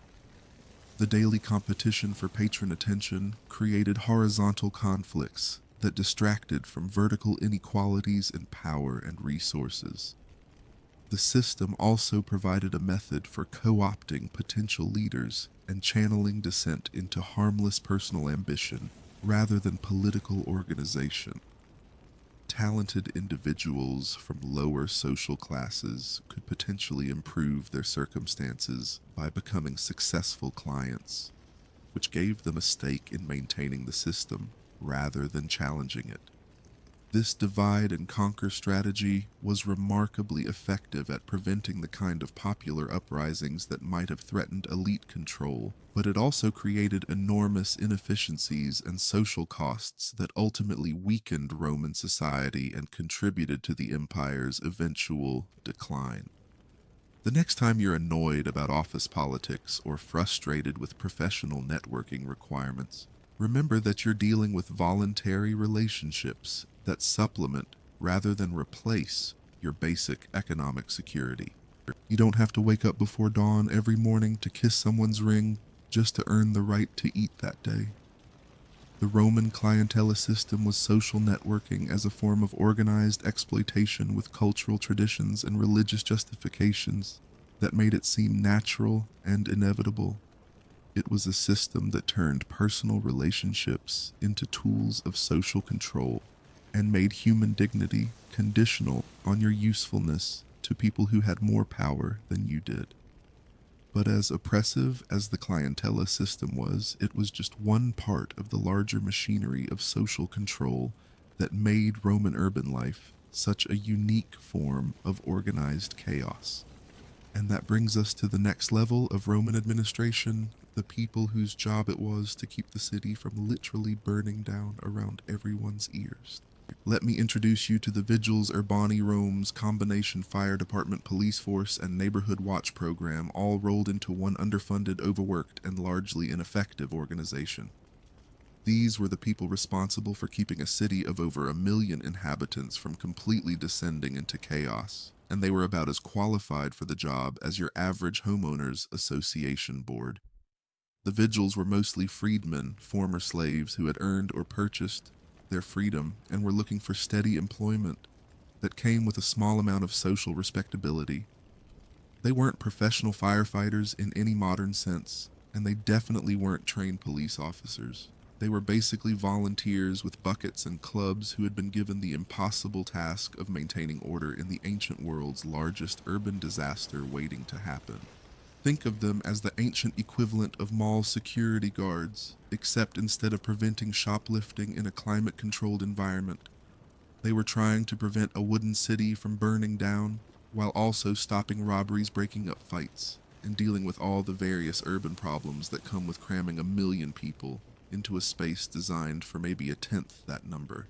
Let's start with their primary responsibility: fire prevention and suppression. Rome was essentially a giant tinderbox made of wood, thatch, and whatever flammable materials builders could get cheaply.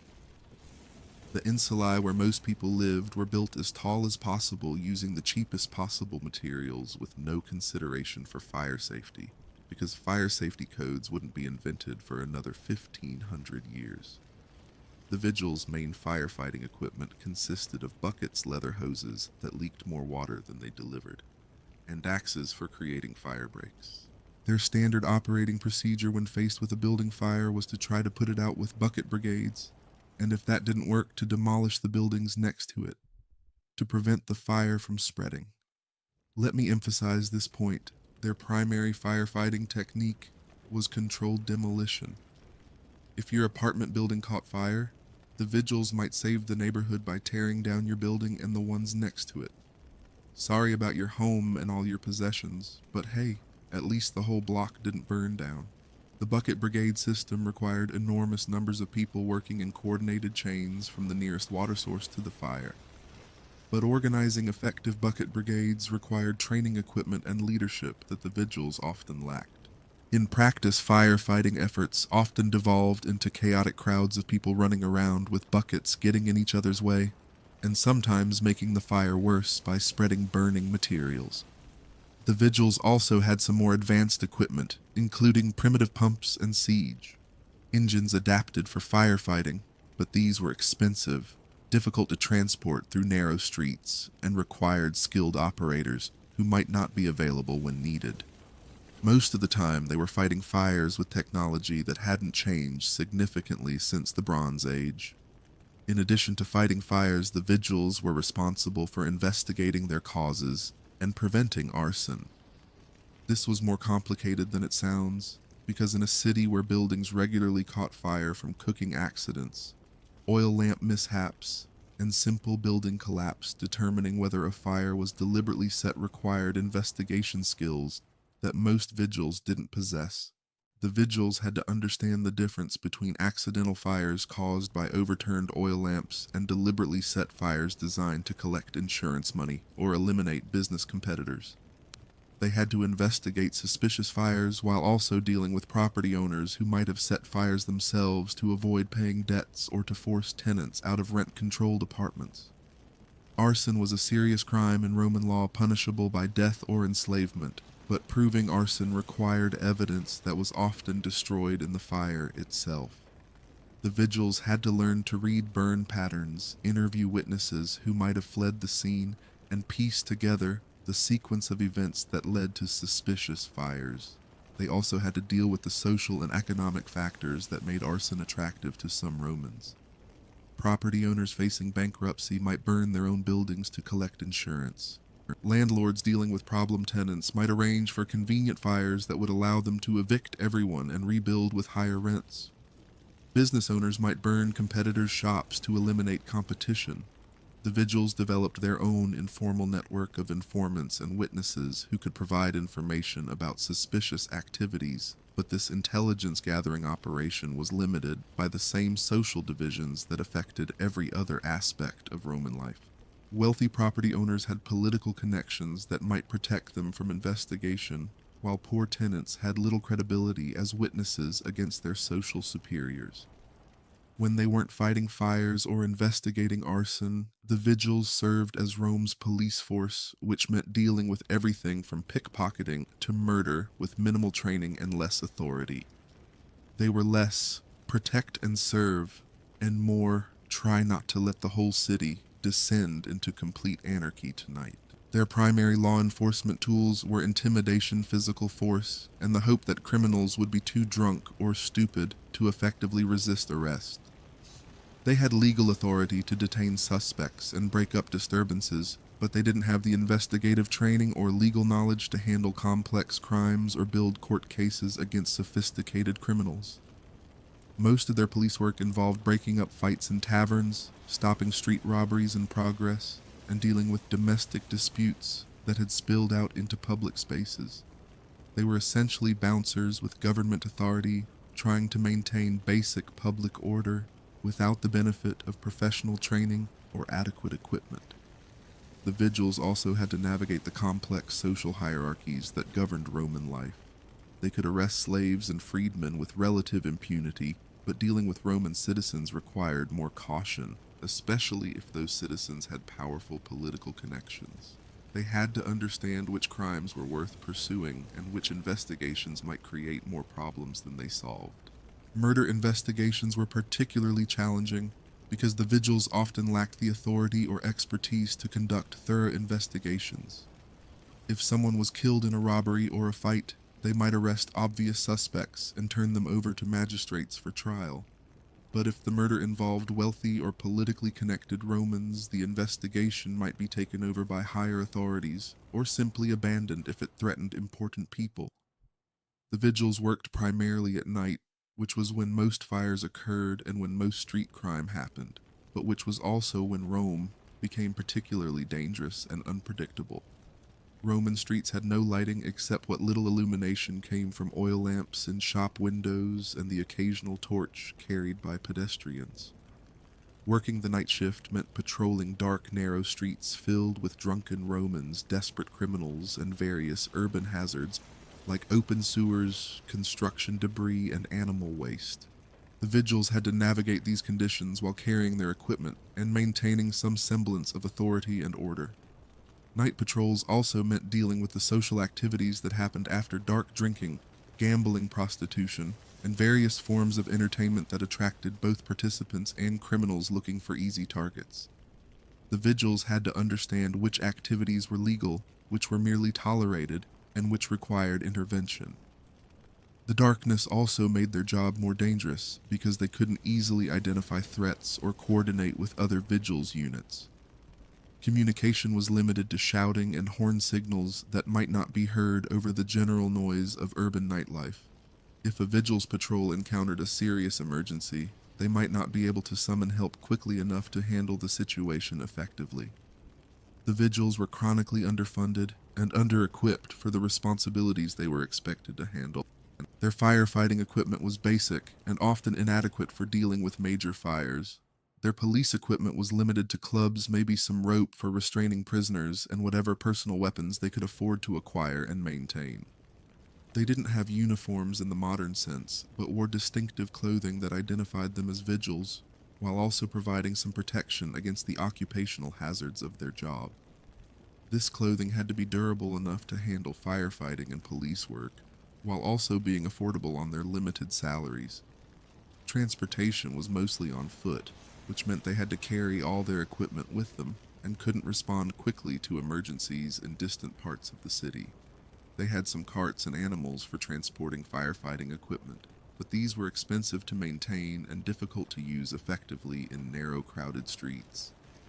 The vigils also had to maintain their own equipment, which meant learning skills like metalworking, leathercraft, and basic engineering in addition to their firefighting and police duties. They had to repair broken tools, maintain their weapons, and improvise solutions to equipment problems using whatever materials they could find or afford.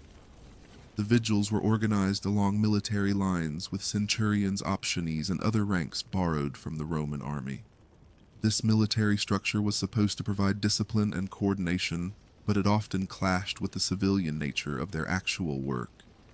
Military discipline worked well for marching in formation and following orders in battle, but urban firefighting and police work required flexibility, local knowledge, and the ability to make quick decisions in unpredictable situations. The rigid hierarchy that made sense for military operations often interfered with effective emergency response. The military organization also created tensions between vigils leadership, who were often career military men, and the rank-and-file vigils, who were mostly freedmen trying to earn a living in civilian occupations. These cultural differences could create communication problems and conflicts over priorities and procedures. Different vigils units were responsible for different districts of the city, which meant they had to develop local expertise about the specific challenges and resources in their areas. Some districts had more fires, others had more crime, and others had more political sensitivity that required careful handling of problems involving wealthy or powerful residents. The vigils occupied an awkward position in Roman society that created ongoing problems for their effectiveness and morale. They were freedmen, which gave them some social status above slaves, but placed them well below freeborn Roman citizens. They had government authority, but their social origins meant that wealthy Romans might not respect their official position. This social ambiguity affected their ability to do their jobs effectively. When dealing with crimes involving upper-class Romans, the vigils might face resistance or retaliation that they couldn't handle through official channels. When investigating fires in wealthy neighborhoods, they might be treated as unwelcome intruders rather than helpful public servants. The social status problem also affected recruitment and retention. Being a vigils offered steady employment and some respect, but it was dangerous work with limited advancement opportunities. Many vigils left for better opportunities as soon as they could find them, which meant constant turnover and loss of experienced personnel. The vigils tried to build esprit de corps and professional identity through religious observances, group activities, and mutual support networks, but they were always competing with the broader social prejudices that affected freedmen throughout Roman society. Each vigils unit had to navigate the complex neighborhood politics of their assigned districts, which meant understanding local power structures, business relationships, and social conflicts that might affect their work. They had to know which residents were politically connected, which businesses were fronts for illegal activities, and which social conflicts might escalate into public disturbances. The vigils often found themselves caught between competing demands from different neighborhood factions. Property owners wanted protection for their investments, tenants wanted protection from landlord abuse, business owners wanted freedom from interference, and ordinary residents wanted safety and order. Balancing these competing interests required diplomatic skills that weren't part of their training. Local politics also affected resource allocation and priority setting. Wealthy neighborhoods might receive more attention and better service than poor areas, not because of official policy, but because of informal pressure from politically influential residents.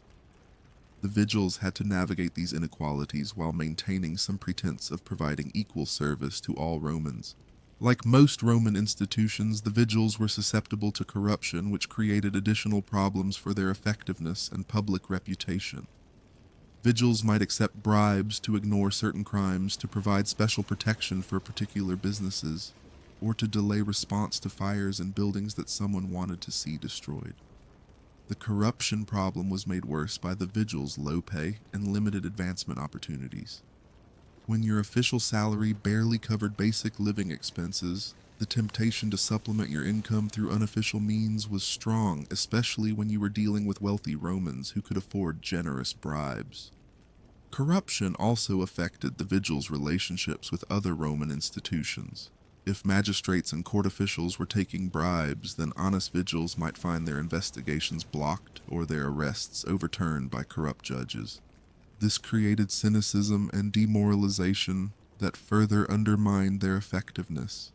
The vigils' leadership tried to maintain discipline and prevent corruption, through inspections, punishments, and rewards for good service, but they were fighting against systemic problems that affected the entire Roman administrative apparatus. Despite all these problems, the vigils provided essential services that kept Rome functioning as an urban center. Without them, the city would have burned down repeatedly, street crime would have been even worse than it was, and the general level of urban disorder would have made normal economic and social life impossible. They were doing jobs that required professional training, adequate equipment, and institutional support with none of those advantages. They were trying to maintain order and safety in conditions that would challenge modern police and fire departments with all their advanced technology and professional training. The vigils also provided a model for urban services that influenced later developments in Roman administration and eventually contributed to modern concepts of professional public safety organizations. Their successes and failures taught lessons about the challenges of maintaining order in large urban populations.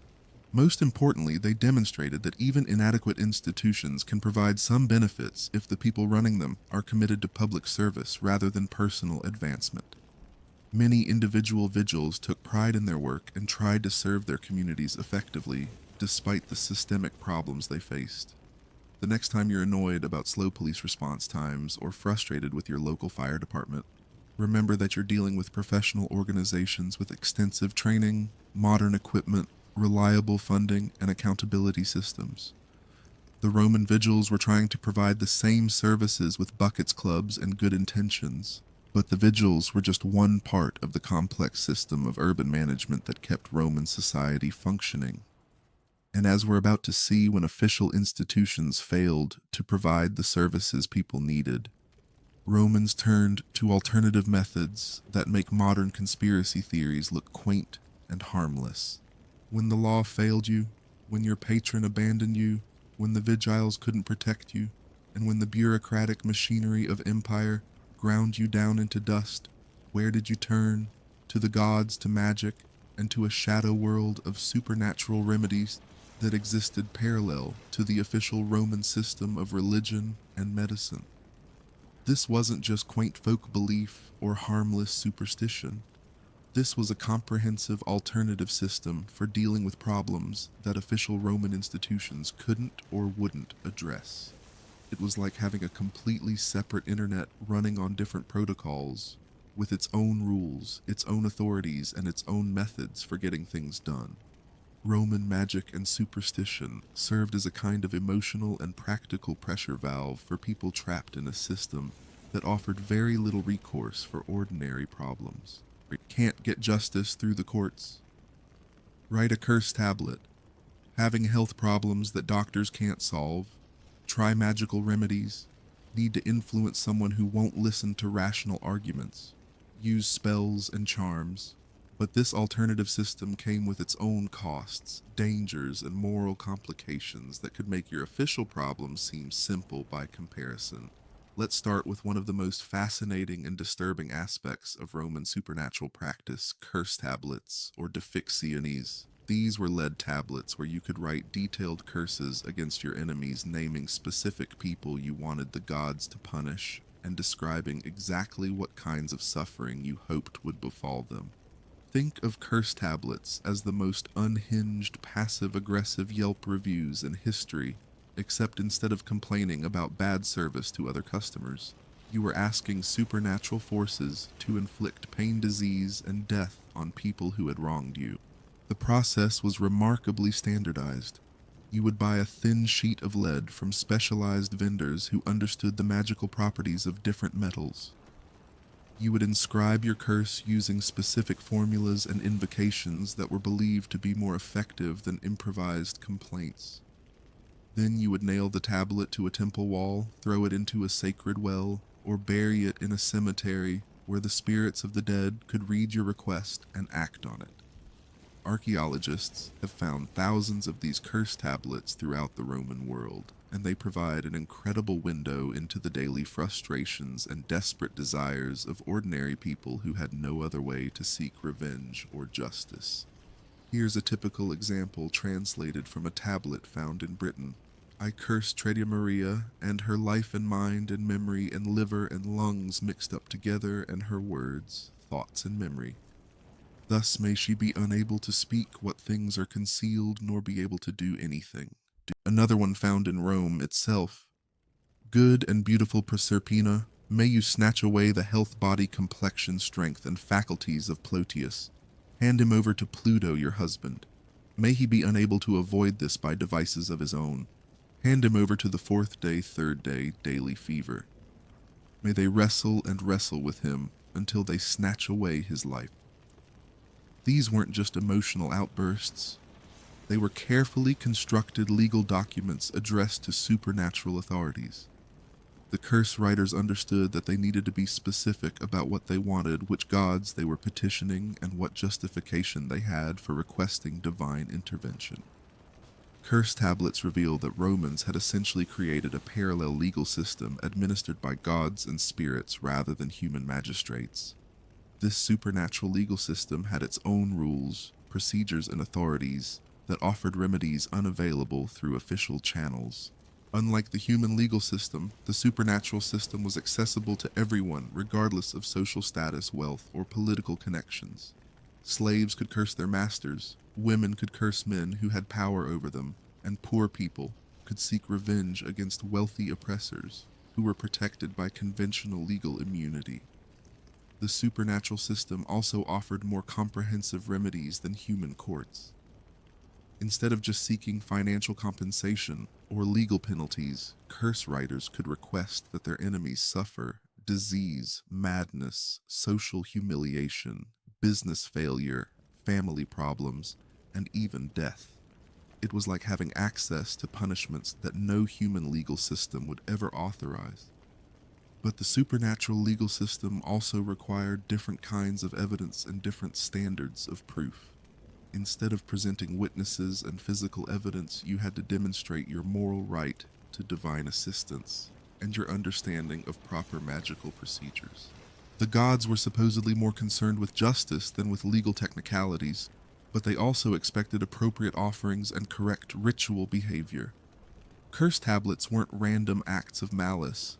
They were part of a complex moral economy where supernatural revenge was considered an appropriate response to specific types of wrongdoing. The most common reasons for cursing someone were theft, business fraud, romantic betrayal, and legal injustice.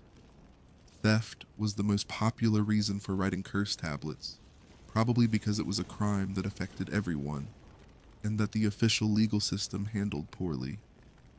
If someone stole your tools, your money, or your personal possessions, you could curse them in ways that would supposedly force them to return what they'd taken, or suffer consequences far worse than anything human courts could impose.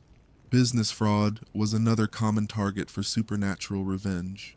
If someone cheated you in a commercial transaction, failed to pay debts, or used deceptive practices to damage your livelihood, you could ask the gods to destroy their business, ruin their reputation, and reduce them to poverty and desperation. Romantic relationships generated some of the most creative and vicious curse tablets. Rejected lovers would curse their former partners with loneliness, impotence, infertility, and inability to find happiness with anyone else. Rival suitors would curse each other with humiliation and romantic failure. Betrayed spouses would curse their partner's lovers with disease and social disgrace. Legal injustice was perhaps the most serious reason for supernatural intervention. If you had been wronged by corrupt judges, false witnesses, or legal procedures that favored your social superiors, you could appeal to divine justice that was supposedly impartial and incorruptible. The popularity of curse tablets and other forms of supernatural intervention created a thriving professional magical industry that provided services ranging from simple curse writing to complex rituals designed to achieve specific outcomes.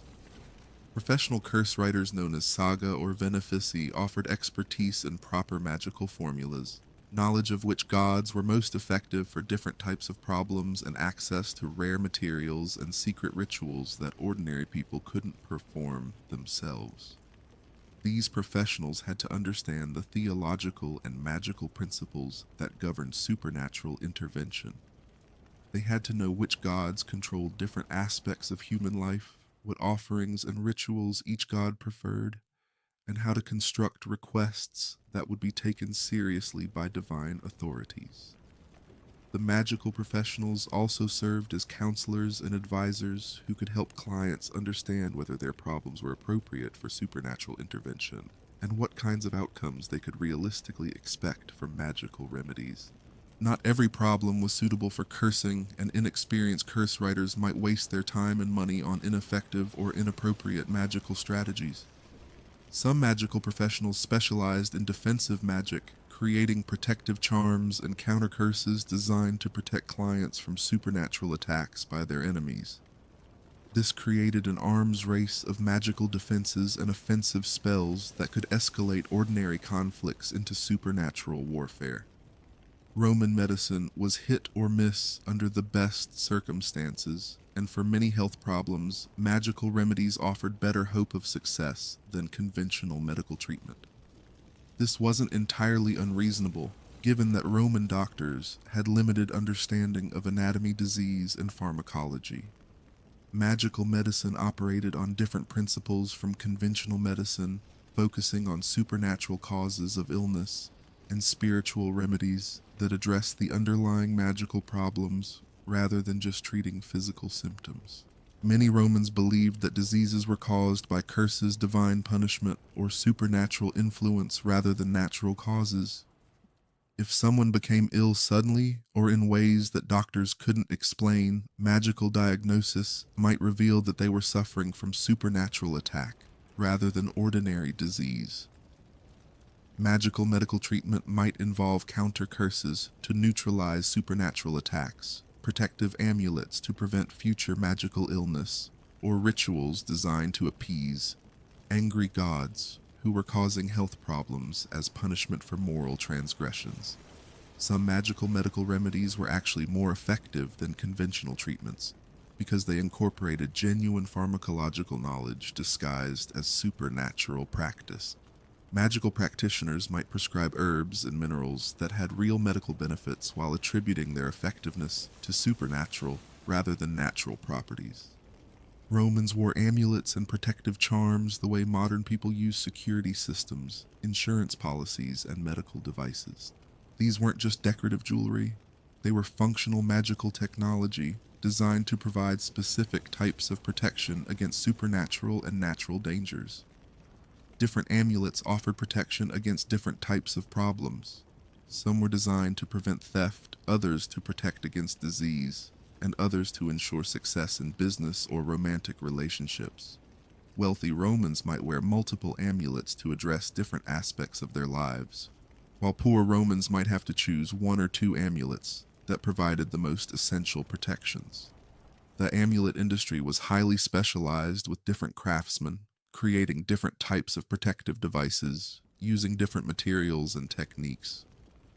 Some amulets were simple inscribed metals or stones, while others involved complex combinations of materials, symbols, and texts that required expert knowledge to create properly. Amulet effectiveness depended partly on the quality of materials and craftsmanship, but also on the reputation and magical knowledge of the creator. Famous magical practitioners could command high prices for their amulets, while cheap imitations might provide no protection at all.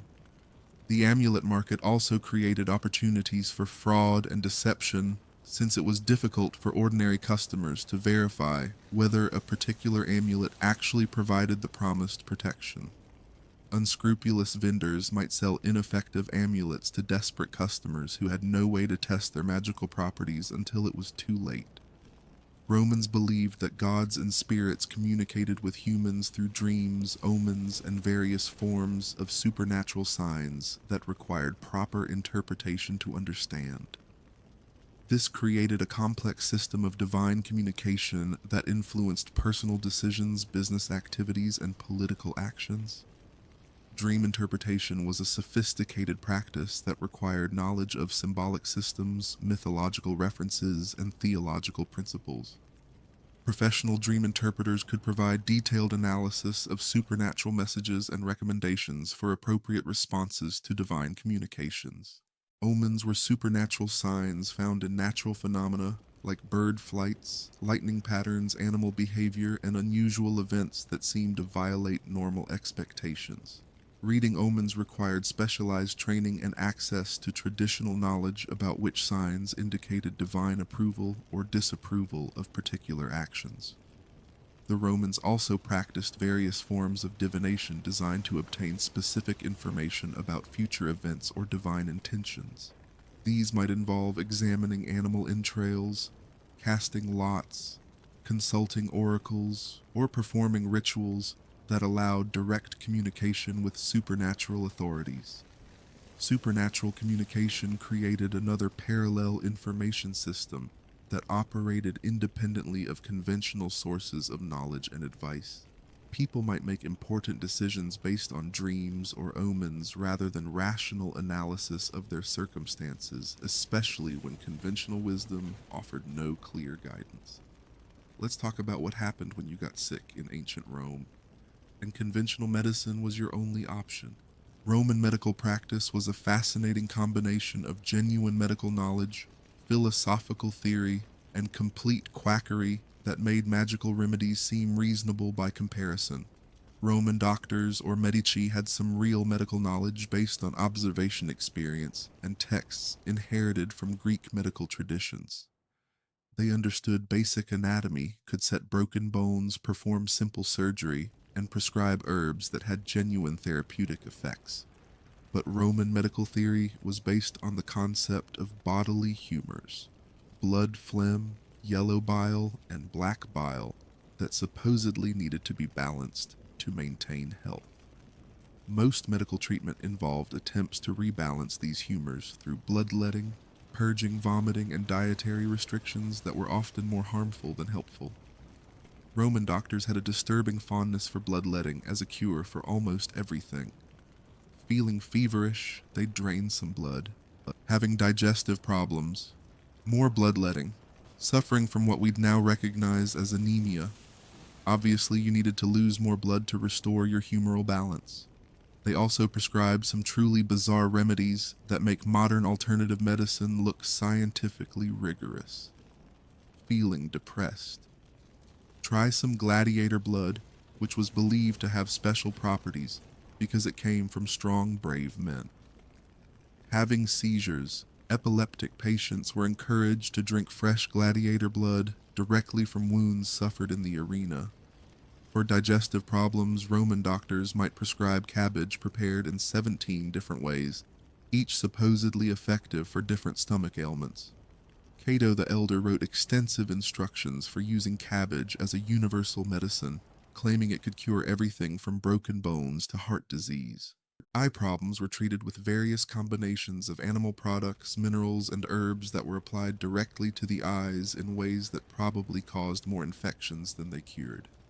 Roman military manuals include detailed recipes for eye treatments that involved ingredients like burned mouse droppings and powdered pearls. Surgical procedures were performed without anesthesia beyond wine and opium, which meant that many patients died from shock and pain, even if the surgery itself was successful. Roman surgeons had some genuine skill with techniques like cataract removal and bladder stone extraction, but the survival rates were terrible by modern standards. The boundary between magical and medical treatment was often unclear, with many practitioners combining both approaches in ways that seemed perfectly logical to Roman patients. A doctor might prescribe herbs for their natural properties, while also providing magical incantations to enhance their effectiveness. Medical amulets were extremely popular, combining therapeutic substances with magical symbols and texts that were believed to amplify healing effects. These might contain actual medicines like opium or willow bark, along with protective symbols and divine invocations. Some Roman medical practices were essentially magical rituals disguised as medical treatments. Physicians might perform elaborate procedures involving specific timing, ceremonial tools, and ritual formulas that were more important for their supernatural significance than their physical effects. The combination of medical and magical approaches created opportunities for practitioners who could offer both types of treatment, positioning themselves as comprehensive healers who addressed both natural and supernatural causes of illness. But it also created confusion about which treatments were effective and why, making it difficult for patients to distinguish between genuine medical knowledge and magical practices that had no real therapeutic value. Roman magical and supernatural practices served important social functions beyond their supposed practical effects. They provided emotional comfort for people facing problems they couldn't solve. Through conventional means, created communities of believers who shared similar worldviews and offered explanations for events that seemed random or unfair. Belief in supernatural intervention allowed Romans to maintain hope and dignity even when they were powerless to change their circumstances through ordinary means. If you couldn't afford legal representation or couldn't influence powerful people through conventional channels, supernatural remedies offered alternative paths to justice and success. Magical practices also provided rituals and ceremonies that helped people process difficult emotions like grief, anger, and fear in socially acceptable ways. Writing curse tablets allowed people to express rage and desire for revenge without actually committing crimes or challenging social authorities directly.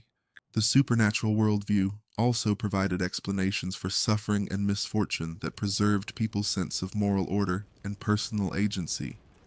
If your business failed or your family suffered tragedies, you could attribute these problems to supernatural causes rather than accepting that you lived in a chaotic world where bad things happened randomly. While magical practices offered hope and comfort, they also carried significant risks that could make people's problems worse rather than better. Accusations of harmful magic were taken seriously by Roman authorities and could result in criminal prosecution, social ostracism, and even execution.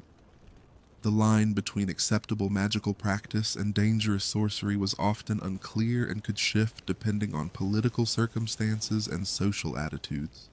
Practices that were tolerated during peaceful times might be prosecuted during periods of social stress when authorities were looking for scapegoats.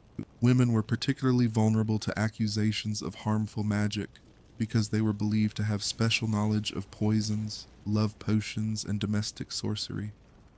Successful women might be accused of using magic to achieve success that was supposedly beyond their natural abilities. Foreign magical practices were especially suspect because they were associated with political disloyalty and cultural subversion. Romans might practice Egyptian or Germanic magic privately, but public association with foreign supernatural traditions could be seen as evidence of treason or religious pollution. The magical economy also created opportunities for fraud and exploitation, with unscrupulous practitioners taking advantage of desperate customers who had no way to verify the effectiveness of magical services before paying for them. Roman supernatural practices reveal fascinating insights into the psychology of people living under stress in hierarchical societies with limited social mobility and inadequate institutional protections. Magical thinking provided cognitive tools for dealing with uncertainty, powerlessness, and social injustice that might otherwise have led to despair or rebellion.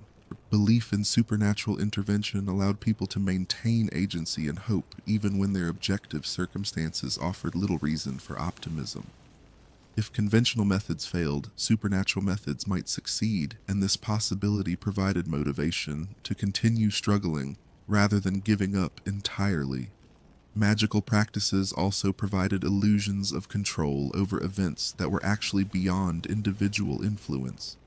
Writing curse tablets gave people a sense that they were taking action against their enemies even when they had no practical power to affect those enemies' lives. The ritualistic aspects of magical practice provided structure and meaning for people whose daily lives might otherwise feel chaotic and purposeless. Following proper magical procedures gave people clear rules to follow and measurable progress toward specific goals. But magical thinking also encouraged people to focus on supernatural solutions rather than practical actions that might actually improve their circumstances. Time and energy spent on magical rituals was time and energy not spent on education, skill development, or political organization that might have provided more reliable benefits. When we look at Roman supernatural practices from a modern perspective, it's easy to dismiss them as primitive superstition or irrational thinking. But it's important to understand that these practices developed in response to real problems that Roman institutions couldn't address effectively. Modern societies have developed alternative institutions that provide some of the services that magic provided for Romans. We have legal aid societies, insurance systems, mental health services, and social safety nets that reduce our dependence on supernatural remedies for practical problems. We also have scientific medicine that, while not perfect, is dramatically more effective than Roman medical practice. Modern patients have access to anesthesia, antibiotics, diagnostic technology, and evidence-based treatments that make supernatural healing seem unnecessary for most medical problems. But modern societies also have their own forms of magical thinking that serve similar psychological and social functions to Roman supernatural practices. Alternative medicine, conspiracy theories, and various forms of spiritual practice provide comfort and explanation for people facing problems that conventional institutions can't solve. The human need for hope, agency, and meaning hasn't changed significantly since Roman times, and when conventional institutions fail to meet these needs, people will create alternative systems that address their psychological and emotional requirements, even if those systems don't provide practical solutions. For you as a Roman, dealing with problems that conventional institutions couldn't solve, supernatural remedies offered real psychological benefits, even if they didn't provide practical solutions. The act of writing a curse tablet, wearing a protective amulet, or consulting a magical practitioner gave you a sense of agency and hope that might be more valuable than the specific outcomes you were seeking. Magical practices also connected you to communities of people who shared similar problems and beliefs, providing social support and validation that were often unavailable through conventional channels. The supernatural world was more democratic and accessible than the official Roman system, offering dignity and attention to people who were ignored or exploited by formal institutions. But magical practices also required you to invest time, money, and emotional energy in solutions that might not work and that carried social and legal risks if they were discovered or misunderstood by authorities. The supernatural world had its own rules and dangers that could complicate your life rather than simplifying it. Most importantly, reliance on supernatural solutions might prevent you from developing practical skills and social connections that could provide more reliable protection against the problems you were trying to solve. Magic offered hope, but it also encouraged passivity and acceptance of conditions that might be changed through collective action or individual effort. The Roman supernatural world was a testament to human creativity and resilience in the face of institutional failure, but it was also a symptom of a society that didn't provide adequate protection and opportunity for most of its members. When the official system fails, people will create alternative systems, but those alternatives might provide comfort rather than solutions. As we're about to see, the same institutional failures that drove people to seek supernatural remedies also created systemic problems that eventually overwhelmed the entire Roman administrative apparatus, leading to the collapse of the very system that had seemed so permanent and powerful. Here we are at the climax of our bureaucratic horror story, where all those administrative annoyances we've been exploring, the morning salutatio, the publicani tax farmers, the incompetent vigils, the endless paperwork start to interconnect and reinforce each other in ways that create systemic problems bigger than the sum of their parts. What happens when a bureaucracy becomes so complex, so expensive, and so corrupt that it begins consuming the very society it was designed to serve? What happens when the cure becomes worse than the disease? When the administrative machinery meant to organize civilization becomes the primary threat to civilization itself? The Roman Empire spent centuries building the most sophisticated administrative system the ancient world had ever seen, and then spent several more centuries watching that system slowly strangle the life out of the society that created it. It's a cautionary tale about the dangers of bureaucratic bloat, institutional corruption, and the law of unintended consequences taken to its logical extreme.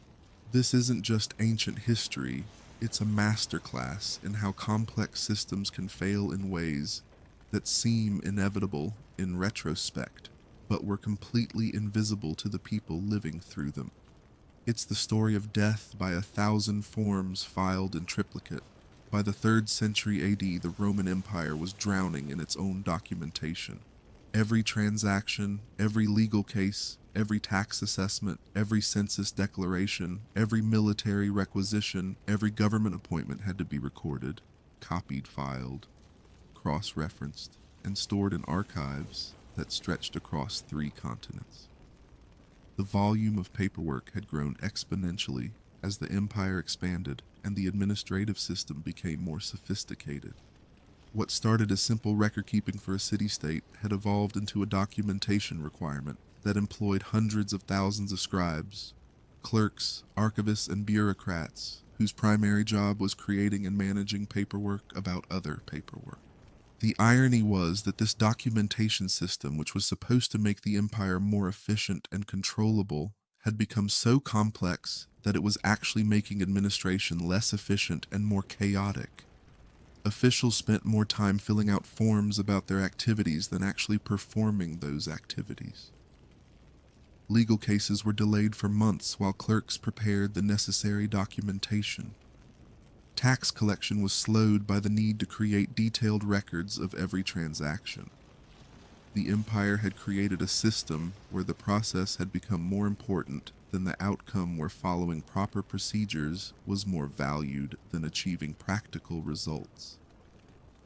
It was like having a computer operating system that used 99% of its processing power to manage its own internal operations, leaving almost no resources for actually running programs. One of the most visible signs of systemic breakdown was the debasement of Roman currency, a process that turned what had once been reliable money into worthless metal tokens that nobody trusted. This wasn't just economic policy, it was a symptom of an empire that was consuming more resources than it could sustainably produce. The problem started with the simple arithmetic of imperial administration. The empire needed massive amounts of money to pay for its armies, its bureaucracy, its public works projects, and its elaborate system of subsidies and benefits for Roman citizens.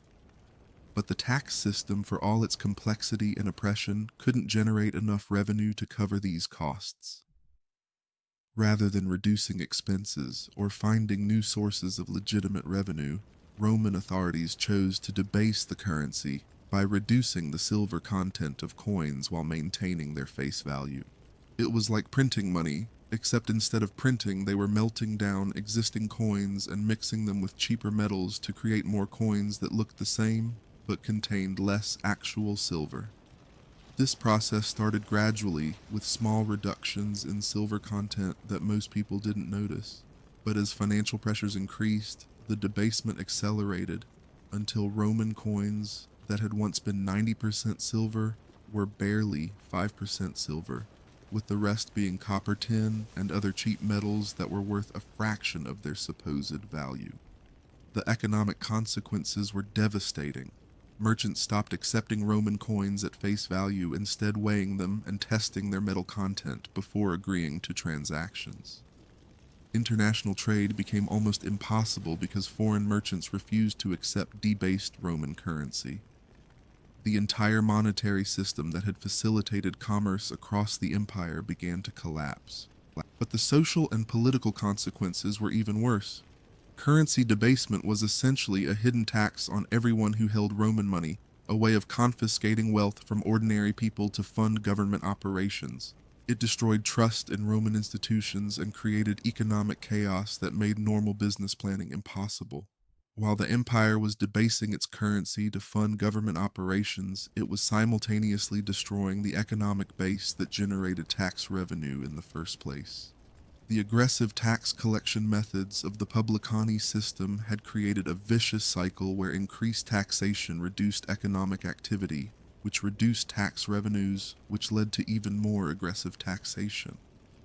This wasn't just a matter of high tax rates, it was a fundamental breakdown in the relationship between government and economy. The tax system had become so extractive and unpredictable that it was actively discouraging the productive activities that generated the wealth the government needed to tax. Merchants reduced their business activities to avoid tax assessments that might bankrupt them. Farmers stopped improving their land because improvements would be noticed by tax collectors and result in higher assessments. Craftsmen moved to black market activities that couldn't be easily taxed. Wealthy Romans invested their money in assets that could be hidden from tax collectors rather than in productive enterprises that would benefit the broader economy. The empire had created a system where the most economically rational behavior for individuals was to avoid economic activity that could be taxed, which meant that the tax base was shrinking at exactly the time when the government needed more revenue to fund its growing bureaucracy and military expenses. Regional governors, desperate to meet their tax quotas, began imposing increasingly arbitrary and confiscatory taxes that completed the destruction of local economies. They would demand immediate payment of taxes in cash, even when the local economy operated primarily through barter. They would seize property to pay tax debts, removing productive assets from the economy and reducing future tax revenues. As the Roman administrative system became increasingly dysfunctional, something interesting happened on the frontiers. Barbarian territories that weren't subject to Roman taxation and bureaucracy began to outperform Roman territories economically and militarily. Germanic tribes that had once been considered primitive and backward were developing more efficient forms of social organization that could mobilize resources for war without the crushing administrative overhead that was strangling the Roman economy. They could field armies, conduct trade, and maintain social order without requiring vast bureaucracies, extensive documentation, or complex tax collection systems. This created a situation where the barbarians weren't just attacking the Roman Empire from outside. They were offering an alternative model of social organization that was more attractive to many people living under Roman rule. Barbarian societies might have been less sophisticated in terms of architecture and literature, but they were more effective at the basic functions of government, protecting their people, maintaining order, and promoting economic prosperity. Many Roman territories began voluntarily submitting to barbarian rule, rather than continuing to endure the crushing burden of Roman taxation and administration. It wasn't that barbarian armies were necessarily superior to Roman legions. It was that barbarian government was often preferable to Roman government for ordinary people trying to make a living and raise families. The barbarian invasions that supposedly destroyed the Roman Empire were often less like military conquests and more like management buyouts, where more efficient organizations took over the operations of a failing enterprise. The barbarians didn't destroy Roman civilization. They inherited the pieces that were still functional while abandoning the bureaucratic machinery that had made the system unsustainable. One of the most visible consequences of administrative breakdown was the decay of the infrastructure that had once been the pride of Roman engineering. The famous roads, aqueducts, bridges, and public buildings that had demonstrated Roman power and competence began to crumble as the empire lost the ability to maintain them. This wasn't just a matter of insufficient funding, though that was certainly part of the problem. The bigger issue was that the administrative system had become so complex and corrupt that it could no longer effectively organize large-scale public works projects. Building and maintaining infrastructure requires coordination between multiple government agencies, reliable funding over extended periods, and technical expertise that has to be preserved and transmitted across generations. The Roman system had once been capable of all these things, but bureaucratic bloat and institutional corruption had destroyed the empire's ability to undertake complex long-term projects. Road maintenance, for example, required coordination between military authorities who used the roads, civilian officials who administered the territories. The roads passed through tax collectors who funded the maintenance, and engineering experts who understood the technical requirements. As these different bureaucracies became more focused on their own internal operations and less capable of working together, road maintenance became sporadic and ineffective. The aqueduct system was even more vulnerable because it required constant maintenance and technical expertise that was difficult to preserve when the administrative system was in chaos. As aqueducts failed, cities lost their water supplies, which reduced their populations, and economic activity, which reduced tax revenues, which made aqueduct maintenance even more difficult. The infrastructure decay created a feedback loop where the decline of Roman engineering capabilities made the empire less capable of maintaining the systems that supported urban civilization, which reduced the economic base that funded the government, which made it even more difficult to maintain infrastructure. The Roman military, which had once been the most effective fighting force in the ancient world, had become a massive bureaucratic organization that consumed enormous resources while becoming progressively less capable of actually fighting wars. The problem wasn't with individual soldiers or even with military tactics and strategy. The problem was that the military had become embedded in the same bureaucratic system that was strangling the rest of Roman society. Military logistics required endless paperwork. Military appointments were influenced by political corruption, and military strategy was constrained by administrative procedures that prioritized proper documentation over effective action. The military had also become a vehicle for social mobility and economic advancement that attracted people who were more interested in bureaucratic careers than in military service. Officers spent more time managing their political relationships and administrative responsibilities than training for combat or developing military skills. The empire was spending an enormous percentage of its resources on military expenses, but much of that money was going to administrative overhead rather than to actual military capabilities. The army had thousands of clerks, accountants, logisticians, and administrators for every combat soldier. And these support personnel had to be fed, housed, and paid even when they contributed nothing to military effectiveness. Foreign enemies began to recognize that Roman military power was increasingly hollow, that the impressive legions were often poorly trained, inadequately equipped, and hampered by bureaucratic constraints that made rapid response to military threats almost impossible. The legal system that had once been the foundation of Roman civilization began to collapse under the weight of its own complexity and the corruption that had infected every level of government administration. Court cases that had once taken weeks to resolve now took years as legal procedures became more elaborate and opportunities for delay and corruption multiplied. The legal profession had become so specialized and expensive that ordinary people couldn't afford representation, while wealthy litigants could manipulate the system through bribes, political influence, and procedural tricks. Legal precedents had become so numerous and contradictory that judges could find justification for almost any decision, which meant that legal outcomes depended more on the political and economic power of the parties involved than on the actual facts of cases or the relevant legal principles. The appeals process had become a bureaucratic nightmare that could extend legal disputes for decades while generating enormous fees for lawyers and court officials. Justice delayed became justice denied as people died or went bankrupt while waiting for legal resolution of their cases. More fundamentally, the legal system had lost its legitimacy because everyone could see that it was corrupted by the same forces that had corrupted every other Roman institution. Laws were increasingly seen as tools for exploitation rather than protection, and legal procedures were viewed as obstacles to justice rather than methods for achieving it. Perhaps most importantly, the Roman Empire had broken the implicit social contract that had once made its administrative burden tolerable to the people who had to live under it. Romans had accepted taxation, military service, and bureaucratic interference in exchange for protection, infrastructure, economic opportunity, and participation in a great civilization.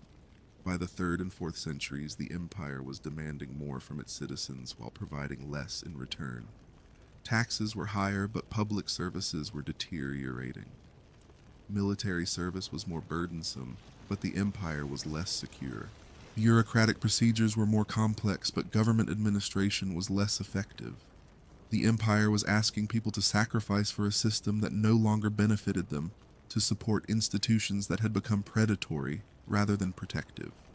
This wasn't just a matter of policy preferences, it was a fundamental breakdown in the relationship between government and society that made Roman rule unsustainable. People began to see the barbarians not as destroyers of civilization, but as liberators from an oppressive system that had outlived its usefulness. The barbarian kingdoms that replaced Roman rule often provided better government services at lower cost while imposing fewer bureaucratic burdens on their subjects. The Roman Empire had also developed an information crisis that made effective administration almost impossible. The vast bureaucratic system generated enormous amounts of data, but very little of that data was accurate, timely, or useful for making policy decisions. Officials at every level had incentives to distort information to protect their own interests, which meant that reports flowing up the administrative hierarchy became progressively less reliable as they passed through more layers of bureaucracy. By the time information reached decision-makers in Rome, it might bear little resemblance to actual conditions in the provinces. The documentation requirements that were supposed to ensure accountability had become so complex that they actually obscured what was happening rather than clarifying it. Officials spent so much time preparing reports that they had little time to actually investigate or address the problems they were supposed to be solving. The empire had created an information system that was optimized for avoiding responsibility rather than achieving results. Officials learned to document their compliance with procedures rather than their success in solving problems, which meant that the bureaucracy became increasingly detached from the real challenges facing Roman society. The collapse of Roman administrative effectiveness offers sobering lessons for modern societies that are dealing with their own challenges of bureaucratic complexity, institutional corruption, and systemic dysfunction. The Roman example demonstrates how administrative systems can develop their own internal logic that becomes divorced from their original purposes, how bureaucratic complexity can reach levels that actually impede rather than facilitate effective government, and how institutional corruption can create vicious cycles that are extremely difficult to break. It also shows how societal collapse doesn't necessarily happen through dramatic external shocks, but can result from the gradual accumulation of systemic problems that eventually overwhelm the system's ability to adapt and respond. Most importantly, the Roman experience illustrates how the relationship between government and society can break down when institutions become more focused on perpetuating themselves than on serving the people they were created to help. For you as an individual, Roman living through this systemic breakdown, the collapse of administrative effectiveness would have meant watching the basic services and protections you depended on gradually disappear, while the bureaucratic burdens imposed on you continued to increase. You would have seen the currency you worked to earn become worthless, the legal system you depended on for protection become corrupt and unreliable, the infrastructure you used for transportation and communication fall into disrepair, and the military that was supposed to protect you become a burden rather than a benefit. You would have faced the choice between continuing to support a system that was clearly failing or looking for alternatives that might offer better prospects for yourself and your family. And as we've seen, many Romans made the rational choice to abandon a system that was no longer serving their interests. The breakdown of Roman administration wasn't just a historical curiosity. It was a human tragedy that affected millions of people who had to watch their civilization slowly consume itself through institutional dysfunction that seemed impossible to fix. But it was also a testament to human resilience and adaptability as people found ways to survive and even thrive in the aftermath of systemic collapse by creating new institutions that were better adapted to their actual needs and circumstances. As we wrap up our journey through the bureaucratic nightmare that was Roman administration, it's worth reflecting on what this all means for us today, and what lessons we can draw from watching the ancient world's most sophisticated administrative system slowly eat itself alive. So there you have it, folks. 3 hours deep in the bureaucratic trenches of ancient Rome. We followed the paper trail from your morning alarm clock to the collapse of civilization itself, and what a journey it's been. We started with you waking up in your cramped, smelly insula, surrounded by the sounds and smells of urban Roman life. We watched you navigate the impossible job market where your career options included stomping on clothes in vats of fermented urine, or getting paid to professionally grieve for strangers. We saw you struggle through a legal system that required you to personally hunt down criminals and hire celebrity speakers to argue your case. We watched you get systematically fleeced by tax farmers who turned revenue collection into legalized extortion. We saw you perform daily humiliation rituals just to maintain access to basic necessities through the patron-client system. We met the vigils who were supposed to protect you, but were basically mall security guards with buckets trying to prevent a wooden city from burning down. We explored the shadow world of curses and supernatural revenge that people turned to when all the official systems failed them. And finally, we watched the entire magnificent, terrible system slowly strangle itself to death through its own bureaucratic complexity and institutional corruption. Pretty wild ride, huh? But here's what we've really been exploring for the past 3 hours. The deeply human, frustrating, and weirdly relatable experience of trying to live a normal life in a complex society that seems designed to make simple things impossibly complicated. Behind all the epic tales of legions and emperors, behind the marble monuments and grand historical narratives, was this vast, intricate, and often absurd machinery of daily administration that touched every aspect of ordinary people's lives. The morning commute, the job search, the tax bill, the neighborhood disputes, the social networking, the medical appointments, the bureaucratic paperwork that never seemed to end. Sound familiar? The Roman Empire wasn't just a political entity or a military machine. It was a comprehensive system for organizing human society at scale. And like all such systems, it created as many problems as it solved, imposed costs as well as benefits, and ultimately became so complex that it could no longer effectively serve the people it was supposed to help. What's the real takeaway from all this bureaucratic archaeology? Maybe the most enduring legacy of Rome isn't the aqueducts or the roads or the legal principles that still influence modern law. Maybe it's the invention of the bureaucratic headache itself. The Romans were the first people in history to create administrative systems complex enough to generate the kinds of frustrations that we now take for granted as normal parts of modern life. They pioneered the art of turning simple transactions into multi-step procedures that require multiple forms and involve several different offices that all keep different hours and have different requirements. They invented the concept of waiting in line to prove your identity, to access services you've already paid for. They created the first systems where following the rules correctly was more important than achieving sensible outcomes. They developed the prototype for every DMV office, every insurance claims process, and every corporate customer service department that has ever made you question your will to live. The Romans gave us the gift of systematic, organized institutional annoyance, and we've been building on their foundation ever since. But there's also something oddly comforting about this deep dive into Roman administrative dysfunction, isn't there? It's reassuring to know that for thousands of years, people have been dealing with incompetent bureaucrats, unfair taxes, corrupt officials, and systems that seem designed by people who have never actually had to use them. The next time you're stuck on hold with your insurance company or trying to navigate a government website that seems designed to prevent you from accomplishing anything, or dealing with a bureaucrat who treats you like you're personally responsible for ruining their day, just remember, this isn't a new phenomenon. This isn't evidence that modern society is uniquely broken or that technology has made things worse. This is just what happens when human beings try to organize complex societies.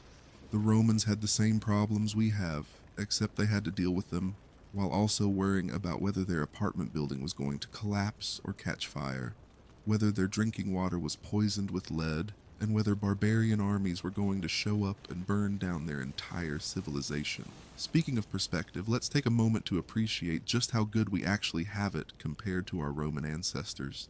Yes, modern bureaucracy can be frustrating and inefficient and sometimes seems actively malicious, but consider the alternatives. The next time you have to renew your driver's license online, remember that Romans had to trek across the city every morning just to maintain their social support networks. When you're annoyed that your Amazon package is a day late, remember that Romans had to hope their local vigils could prevent their entire neighborhood from burning down in the middle of the night. When you're frustrated with your job, remember that Roman career options included professional morning urine collection and copying documents by hand until your eyesight failed. When you're complaining about taxes, remember that Roman tax collection was outsourced to private companies whose business model was literally legalized extortion. When you're dealing with legal problems, remember that Romans had to personally prosecute their own criminal cases and hire orators who might not understand the relevant laws. When you're sick, remember that Roman medicine involved bloodletting, gladiator blood cocktails, and surgical procedures performed without anesthesia. We have professional police and fire departments staffed by trained personnel with modern equipment. We have courts with professional judges and legal aid for people who can't afford lawyers. We have standardized currency-regulated banks and government agencies that are accountable to elected officials. We have scientific medicine social safety nets and legal protections that Romans couldn't even imagine. Most importantly, we have the expectation that government should serve all citizens equally, regardless of their social status, wealth, or political connections. That's a revolutionary idea that would have seemed impossible to most Romans who lived in a society where your access to justice, protection, and opportunity depended entirely on your position in rigid social hierarchies. But maybe the most important thing to remember is that all these systems, ancient and modern, are human creations designed by flawed people trying to solve difficult problems under imperfect conditions. The Romans weren't uniquely incompetent or malicious. They were people like us doing their best to create workable solutions to the challenges of organizing complex societies. Their failures weren't moral failures or intellectual failures. They were systemic failures that emerged from the interaction of well-intentioned policies with unexpected consequences, changing circumstances, and the inherent limitations of human institutions. We're still working on the same fundamental problems the Romans faced: how to collect enough resources to fund collective needs without destroying individual incentives, how to maintain order without crushing freedom, how to create institutions that are powerful enough to be effective but accountable enough to be trustworthy. We've made progress in many areas, but we're still experimenting, still learning, still making mistakes, and trying to correct them. The bureaucratic nightmares we deal with today are just the latest iteration of an ongoing human project that started when the first person tried to organize more than a few dozen people to work together toward common goals. So what do you think? What was the most insane piece of Roman administrative dysfunction that stuck with you? The tax farmers, the morning salutatio, the curse tablets, the vigils trying to fight fires with buckets and controlled demolition, the entire monetary system collapsing because the government was essentially counterfeiting its own currency. Let me know in the comments what blew your mind the most. I love reading about which aspects of this bureaucratic nightmare resonated with different people. And if you've got ideas for another deep dive into the weird, boring human side of history, drop them below. There's so much fascinating dysfunction to explore in every civilization that has ever tried to organize itself at scale. Thanks for hanging out with me through all 3 hours of this administrative archaeology expedition. I hope it was educational, entertaining, and maybe even a little bit relaxing in that weird way that learning about other people's problems can be therapeutic. Until next time, stay curious, appreciate your Wi-Fi and your reliable plumbing, and remember that your boss can't legally have you executed or sell you into slavery to pay their gambling debts. Sweet dreams, and may all your bureaucratic nightmares be nothing compared to what the Romans had to deal with.